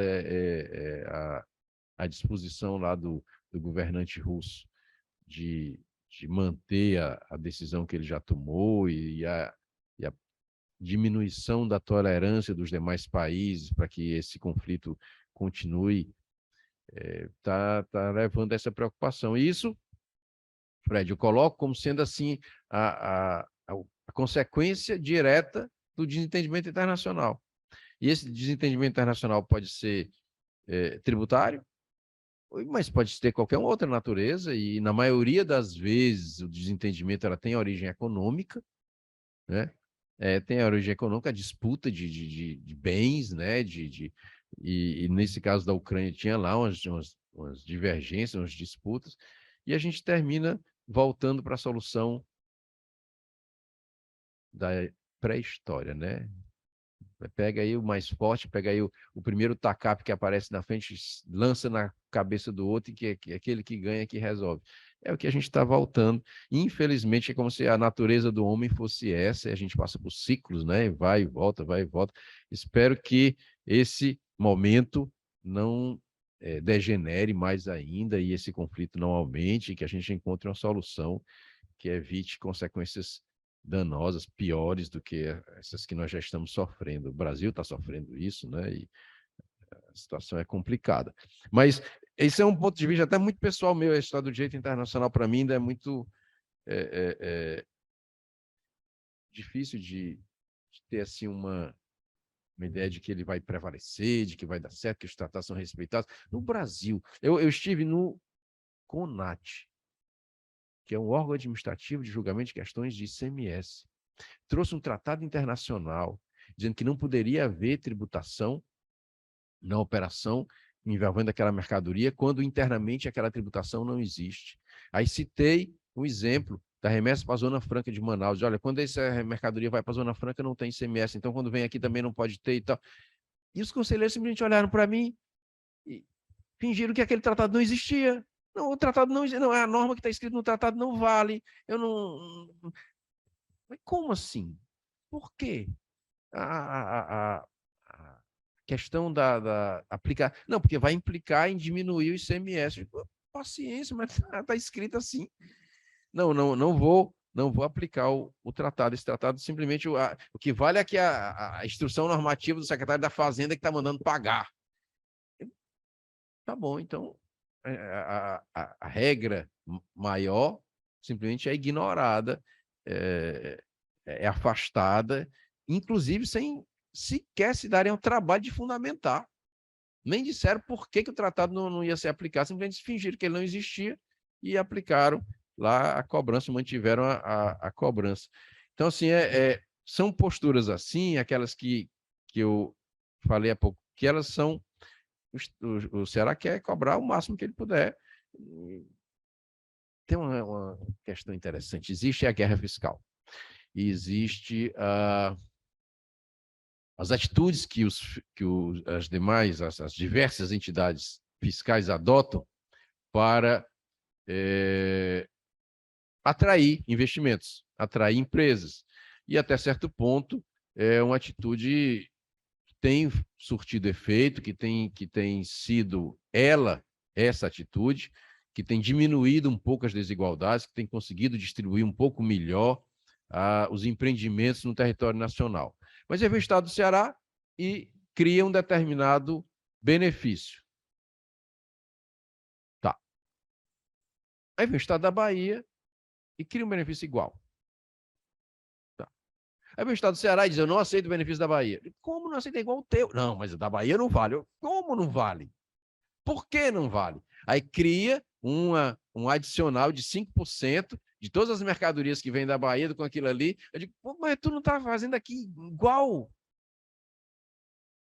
Aí fica assim confuso, porque a gente perde aquela noção do que realmente deve prevalecer. Ou ele não pode fazer, e os argumentos que ele está usando contra a Bahia são os argumentos que dizem que ele não pode fazer, e ele também não deve fazer. Ou ele pode. E se ele pode fazer, a Bahia também pode. E se a Bahia também pode, ele tinha que respeitar. Agora, ficar essa contradição, e a gente vai estar atrás de novo da razão de ser das coisas. Então, a razão de ser das coisas nos leva a pensar que, em algumas situações, para eu adotar uma determinada atitude, eu tenho que respeitar uma atitude igual quando é adotada por outro. Eu não posso ficar querendo aquilo só para mim, senão não tem. A única razão de ser das coisas passa a ser a minha vontade. Eu sou o autocrata soberano, que ninguém pode discutir a minha vontade. Então, eu vi até uma colocação que diz assim, uma pessoa falando, houve um diálogo entre duas pessoas, um estava na condição inferior da outra, eu não vou dizer que um era bandido, outro não era, porque os dois eram, mas um estava negociando com o outro, e aí um faz o acordo com ele, e aí ele se submete ao acordo, quando ele cumpre a parte dele, o outro diz que não vai cumprir a dele. Ele diz, mas você deu sua palavra. Diga, minha palavra não vale nada, eu mudo ela quanto eu quiser. E quando ele está o poder, o que vale é o poder, a palavra dele do momento, da hora, né? Não se compromete nem com o que ele próprio disse. Aí a gente vai ter a origem daquela história de palavra de rei não volta atrás, que era o mínimo que o rei podia dar de credibilidade para tentar se legitimar, é que pelo menos a palavra dele não voltava atrás. era a maior, era a superior de todos, então ele dava uma palavra não voltar, porque se ele próprio começar a voltar atrás com a palavra dele, nem ele é mais. Daqui a pouco tempo ele está na guilhotina e o povo não aceita. Bom, mas acho que eu já fiz, foi devagar demais, e vamos voltar aqui ao nosso assunto. Alguma colocação mais sobre... não tem nenhuma pergunta nova, não. A ideia... Pois não, diga aí. Bom dia. Professores, eu queria fazer só algumas breves colocações no que o senhor falou no que toca à antiga ferrovia, Sobral, Camusim, né, do Porto de Camusim, que eu assisti um documentário sobre a história do Ceará. E aí que dizia que todo o desenvolvimento que Sobral tinha se devia a que todo o comércio que ela realizava com o exterior acontecia diretamente. Sobral, Camusim, sem necessariamente o intermédio de Fortaleza, que é o que acontece hoje, né? E aí, por conta de uma questão do Juscelino Kubitschek, que queria atrair as indústrias automotivas para o Brasil, teve que se escolher. E aí, vamos continuar a priorizar a indústria ferroviária ou vamos mudar para a rodoviária?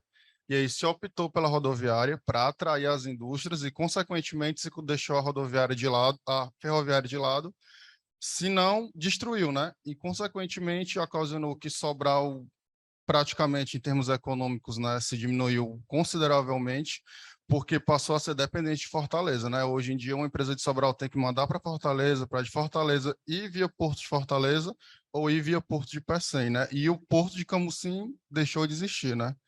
E outra consideração é com relação à justificativa que a Fazenda sempre dá no que toca ao interesse público, que, de uma certa forma, a solução, assim, está no próprio direito administrativo, né? Porque tudo que se fala de interesse público pode se justificar com base no interesse público primário, né?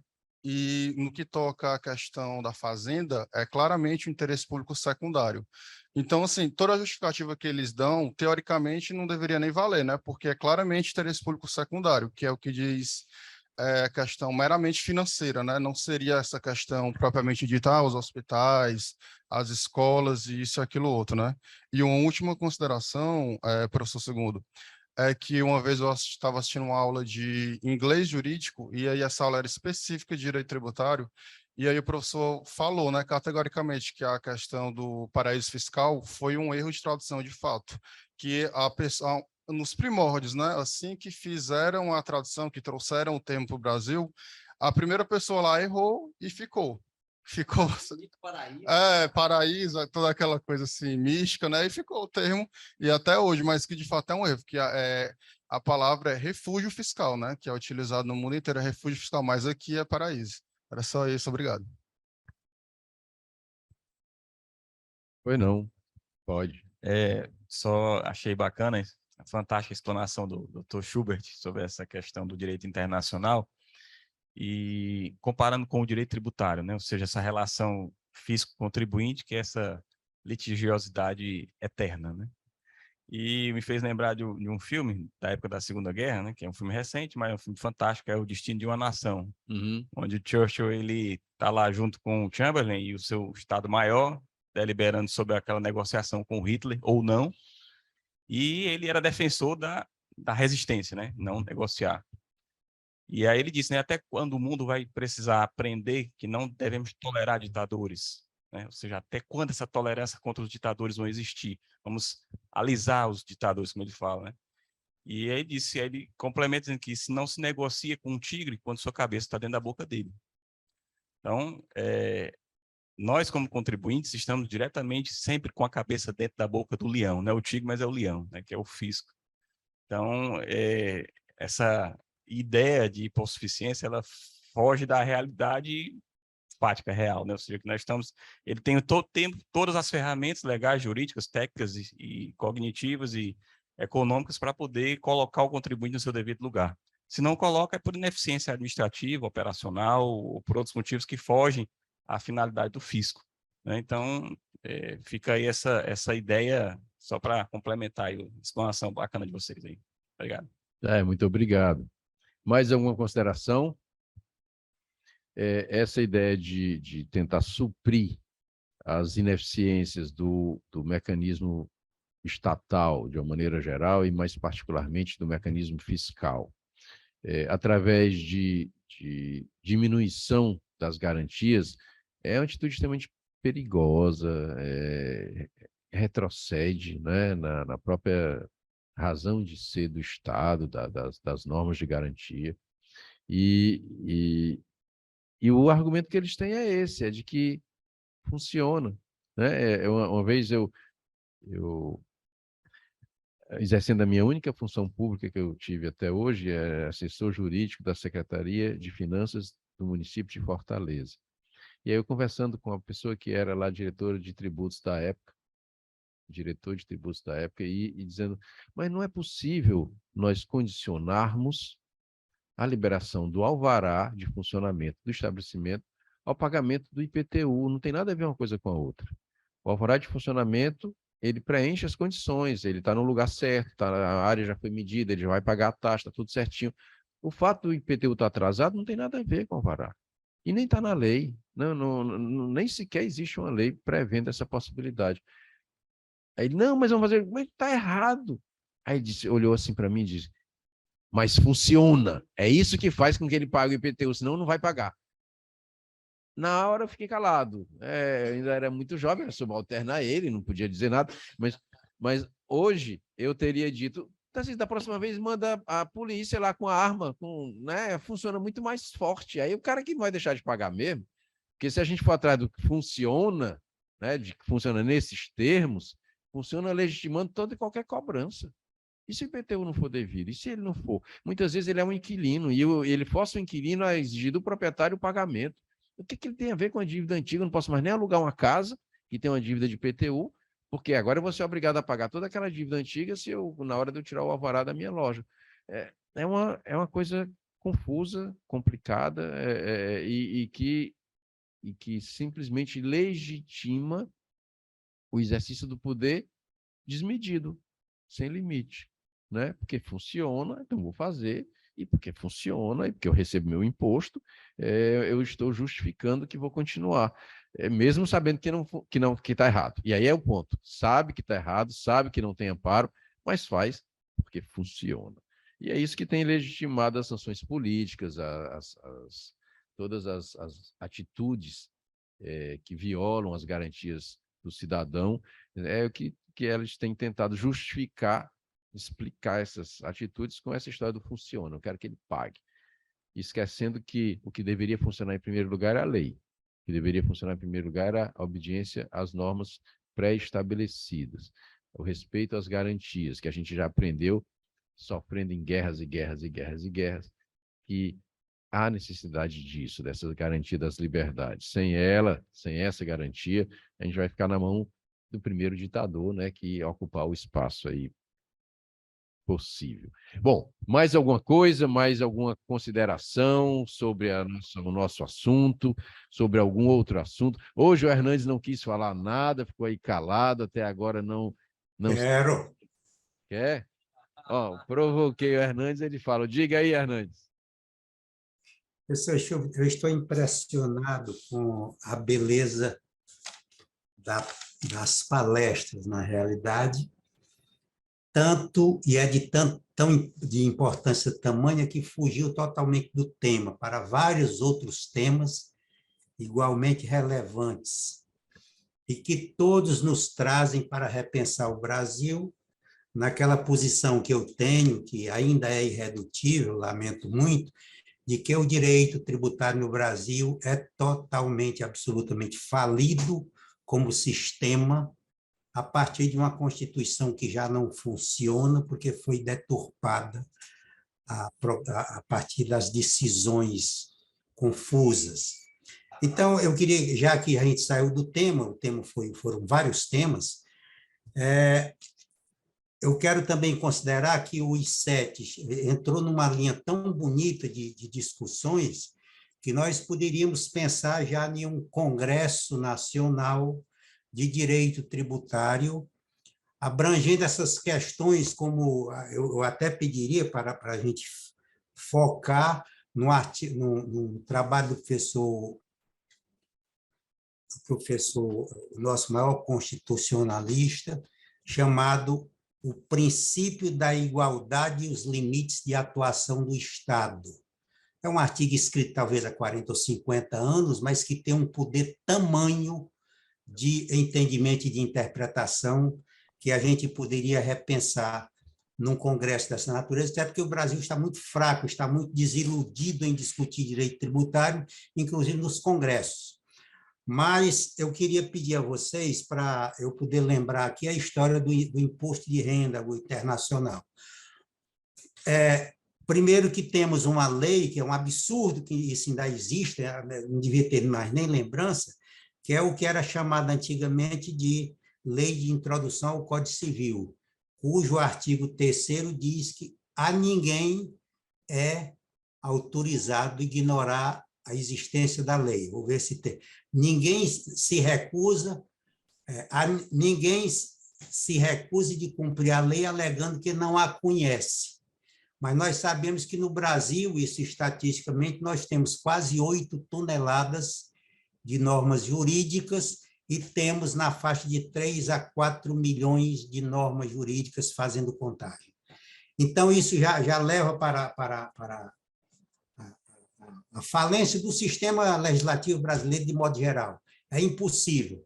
E depois nós verificamos aí a prepotência do poder público, em que ele pode, através de uma instrução normativa, essa palavra foi do professor Hugo Machado, num desses congressos internacionais que aconteceu em Recife, dizer que se a Constituição valesse alguma coisa, uma instrução normativa não poderia ter normas dessa natureza. Quanto à questão a outra coisa que eu queria dar um toque aqui, é na globalização. O caso, já fiz uma referência, na França, em que um artista de cinema muito conhecido, Gérard Depardieu, que era um daqueles de espada, os espadachins, sei lá como chama, né? E a França aumentou um tributo sobre o contribuinte pessoa física. E ele disse, então, eu vou morar em Mônaco, porque lá não tem esse tipo de tributo, não tem esse exagero de tributo. E eles revogaram a lei, porque, na realidade, essa globalização está levando à fuga dos empresários brasileiros, nós sabemos disso. Inclusive, um vice-presidente da República pôs sua empresa com sede no exterior por causa disso. Então, o Estado brasileiro precisa se repensar, não precisaria a gente dizer. O Estado brasileiro, quando ele quer, né, ele não pode tirar meu imposto, reduzir. E o que é reduzir o imposto? O que é reduzir a receita do Estado? Então, outro tema que eu queria focar aqui é a história da redução do ICMS ou limitação do ICMS. Os estados estão hoje correndo para todo tipo de luta para não reduzir a alíquota do ICMS, para não deixar naquelas alturas que, na realidade, é de 30 e tantos %. Considera primeiro o combustível como coisa supérflua, depois põe 27,5%, ou lá o que seja, depois aplica o imposto sobre o próprio imposto. O ICMS no Ceará, pelo menos, nunca é a alíquota dita, é a alíquota mais o imposto sobre o imposto. Mas eu não vi nenhuma discussão até agora, pelo menos deflagrada, sobre a diferença entre a redução de alíquota, que é esse caso aí, está querendo limitar a base de cálculo do ICMS, e não se fala sobre o alargamento da base de cálculo. Quer dizer, quando eu tenho um país como estamos agora, numa recessão em todos os sentidos, e nós, exatamente por causa da tributação exagerada e totalmente sem controle sobre o combustível, nós verificamos que se baixasse, por exemplo, o combustível, a alíquota, digamos para 15%, para 10%, sei lá, baixasse a um limite aceitável, nós teríamos um aumento tão grande da base de cálculo que, ao contrário, com toda certeza, em todas as lúcidas interpretações, o Estado passará a arrecadar mais se ele considerar. Mas a gente não tem levado em estudo. O Estado diz assim, eu recebia 27,5% ou 18%, o que seja, e agora eu vou passar para 15%, para 14%, eu vou perder 3%. Não é bem assim, porque na hora que você libera a movimentação da economia, através de um combustível a um preço razoável, todos os outros consumos, todos os outros serviços, todos os outros produtos industriais e comércio fariam aumentar a base de cálculo de uma maneira tamanha que não tem nada a ver essa choradeira dos estados sobre isso. O último assunto, aliás, teria muito que, na realidade, o tema aí se alargou demais, é que quando se fala a prepotência, a verdadeira atrocidade com que o Estado brasileiro, e aqui o do Ceará em relação ao ICMS, está fazendo com os contribuintes, poderia ser retribuído com um estudo que é também do professor Hugo Machado, um dos melhores estudos do Brasil, sobre o excesso de exação, é que deveria responsabilizar as autoridades pelos excessos, porque no momento em que você ataca o contribuinte das maneiras mais absurdas possíveis, com protesto de CDA, sei lá quanta coisa, quando eles cometem os absurdos, e o doutor Hugo falou isso muito bem, os próprios tribunais deixam, inclusive, de reconhecer o direito aos honorários quando eles perdem, então eles podem sustentar as ações em prejuízo do Brasil, em prejuízo do contribuinte, em prejuízo do próprio Estado, porque não há nenhuma consequência. Então, está sempre se pensando na possibilidade de um dia serem aplicados, serem reconhecidos judicialmente ou definidos doutrinariamente os excessos de exação que tem no Brasil suficiente para diminuir o sofrimento da população de contribuintes brasileiros. Não disse nada, mas alarguei mais o tema, né, professor? Muito obrigado. A sua contribuição é sempre muito bem-vinda, né, para a gente também somar as reflexões, as colocações que já foram colocadas, sim. Fizemos a anotação aqui das suas sugestões, da possibilidade de discutir sobre a questão do ICMS, e vamos levá-la em conta quando formos decidir sobre o próximo assunto, os próximos assuntos. Mais alguma outra? Sim, pois não. Bom dia, primeiramente, Bom dia. né, agradecer por estar aqui na Casa de Direito Tributário e poder pensar, né, tantas mentes brilhantes. E a minha consideração é a respeito de o perigo que é essa arbitrariedade do fisco, no que diz respeito à sua própria atuação para com o contribuinte. Levá-lo até o limite de ele assimilar certas condutas essas que podem até, inclusive, afastá-lo da legalidade, uma vez que o fisco ele é um predador, entre aspas, porque ele pode tudo, ele faz tudo e não tem um freio. Até que ponto a arrecadação ela pode ter, de fato, esse viés arrecadador? Como posso enxergar essa conduta como algo favorável para mim, contribuinte, sendo que essa atuação do próprio Estado é desmedida? Então, analisar o porquê de se gerar essa conduta para o contribuinte e os perigos para ele, porque ele vai querer buscar o que é melhor para si, mas o Estado então não oferece nada como garantia, porque é o próprio Estado que é o predador e é quem deveria cuidar do contribuinte. Então, até que ponto vai se chegar, até aonde o contribuinte vai chegar, né, no limite dele, já é natural isso, para que o Estado possa olhar para o sujeito passivo como algo, parte de um meio esse que possa de fato contribuir para a sociedade, não só como mais um meio de arrecadação. Essa foi uma coisa que eu percebi, que eu enxergo até como um risco, essa atuação predatória do fisco desmedida. A ideia é de que o Estado sempre tem apetite, né? Sempre tem apetite, o governante sempre precisa de recursos para fazer valer o seu governo, suas linhas de E esse apetite é insaciável. A necessidade de recursos é imensa.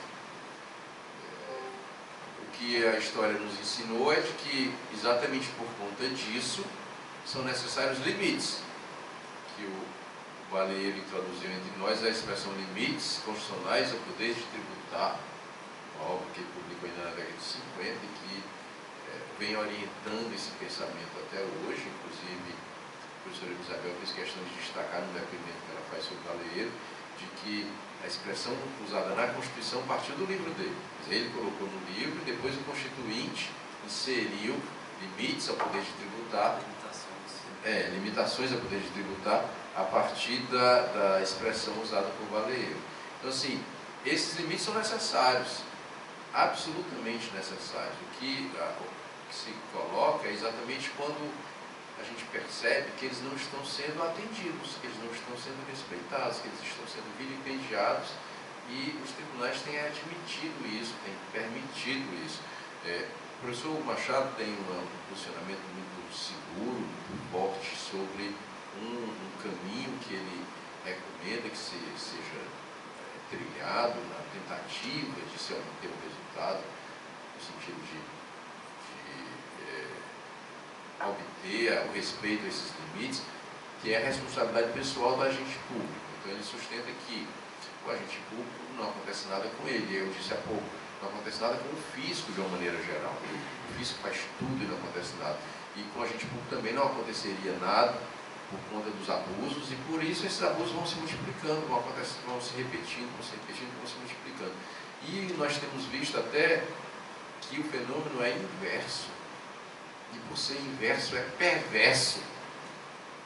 Quando um agente público, examinando um caso, percebe que o contribuinte tem razão, percebe que aquele direito é bom, que ele precisa atender, e vai atender. Aí o colega dele diz: quanto é que tu ganhou para fazer isso? O que é que está acontecendo aí? Por que tu está facilitando a vida desse contribuinte? Ele diz: eu não estou facilitando a vida de ninguém, eu estou aplicando o direito, estou vendo que a regra é essa, que ele precisa ser reconhecida, esse direito. Não, mas não é assim não, você está sendo muito bonzinho.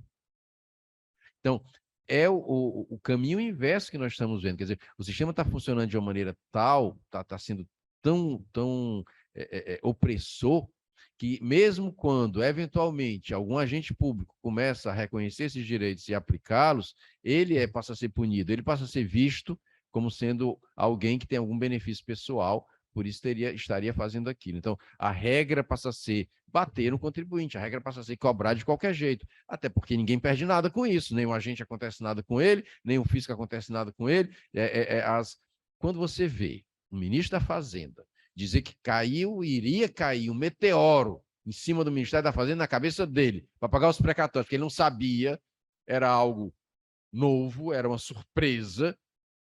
Aí você vai ver o balanço da União, o orçamento da União, o orçamento da União, e no balanço do ano anterior, e o orçamento da União, e já tem as contingências lá todas previstas, e a Procuradoria faz a relação dos bilhões de reais que estão todos envolvidos com os processos, e eles sabem assunto por assunto, separam até nos grandes assuntos principais o que é que vai implicar na perda. Está tudo lá escrito, como que meteoro que cai na cabeça dele. Ele não fez, foi ler os documentos. Os documentos estavam todos lá.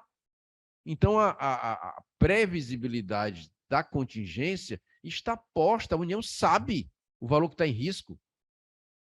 Mas leve esse risco até o último momento, enquanto puder conversar com o último ministro do Supremo que não votou ainda, leva até o fim.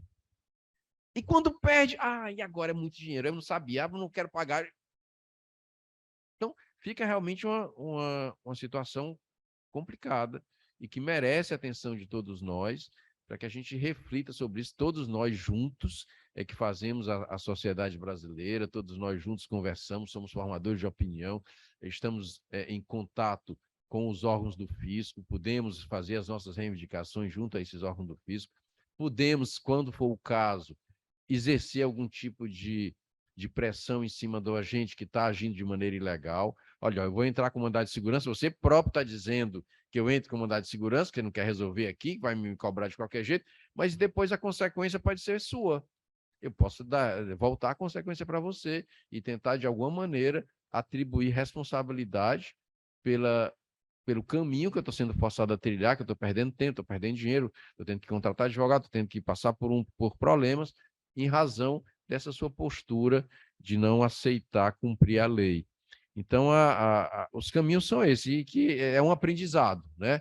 O que a gente lamenta é que esse direcionamento tem sido dado de uma maneira muito forte para justificar sempre a cobrança, sempre a cobrança. Aquele trecho do acórdão do STJ que eu li, que é no sentido de que não se deve colocar a dimensão econômica como fator que oriente uma decisão de um tribunal, é óbvio, é escancarado, na medida em que o tribunal começar a dizer, isso aqui são muitos milhões, eu tenho que ver com calma. Como ver com calma? Tem que ver com calma, com toda a calma do mundo, a partir da legislação, a partir das garantias. O fato de ser R$1 ou ser muitos milhões é uma decorrência que não vai importar, e até vai, mas eu acho que no sentido inverso, porque se você começar a justificar uma cobrança e um pagamento só porque são muitos milhões, cada vez esses milhões vão ser mais. Cada vez esses milhões vão ser mais, e cada vez a cobrança vai estar justificada por eles. Mas é isso, como eu falei, é um aprendizado, é uma forma da gente discutir e tratar do assunto e tentar levá-lo ao nosso dia a dia, aos nossos afazeres, né, profissionais e domésticos, para ver se a gente consegue já ir mudando isso. Pelo menos, se a gente começa a falar sobre isso, já começa a ser alguma coisa, né?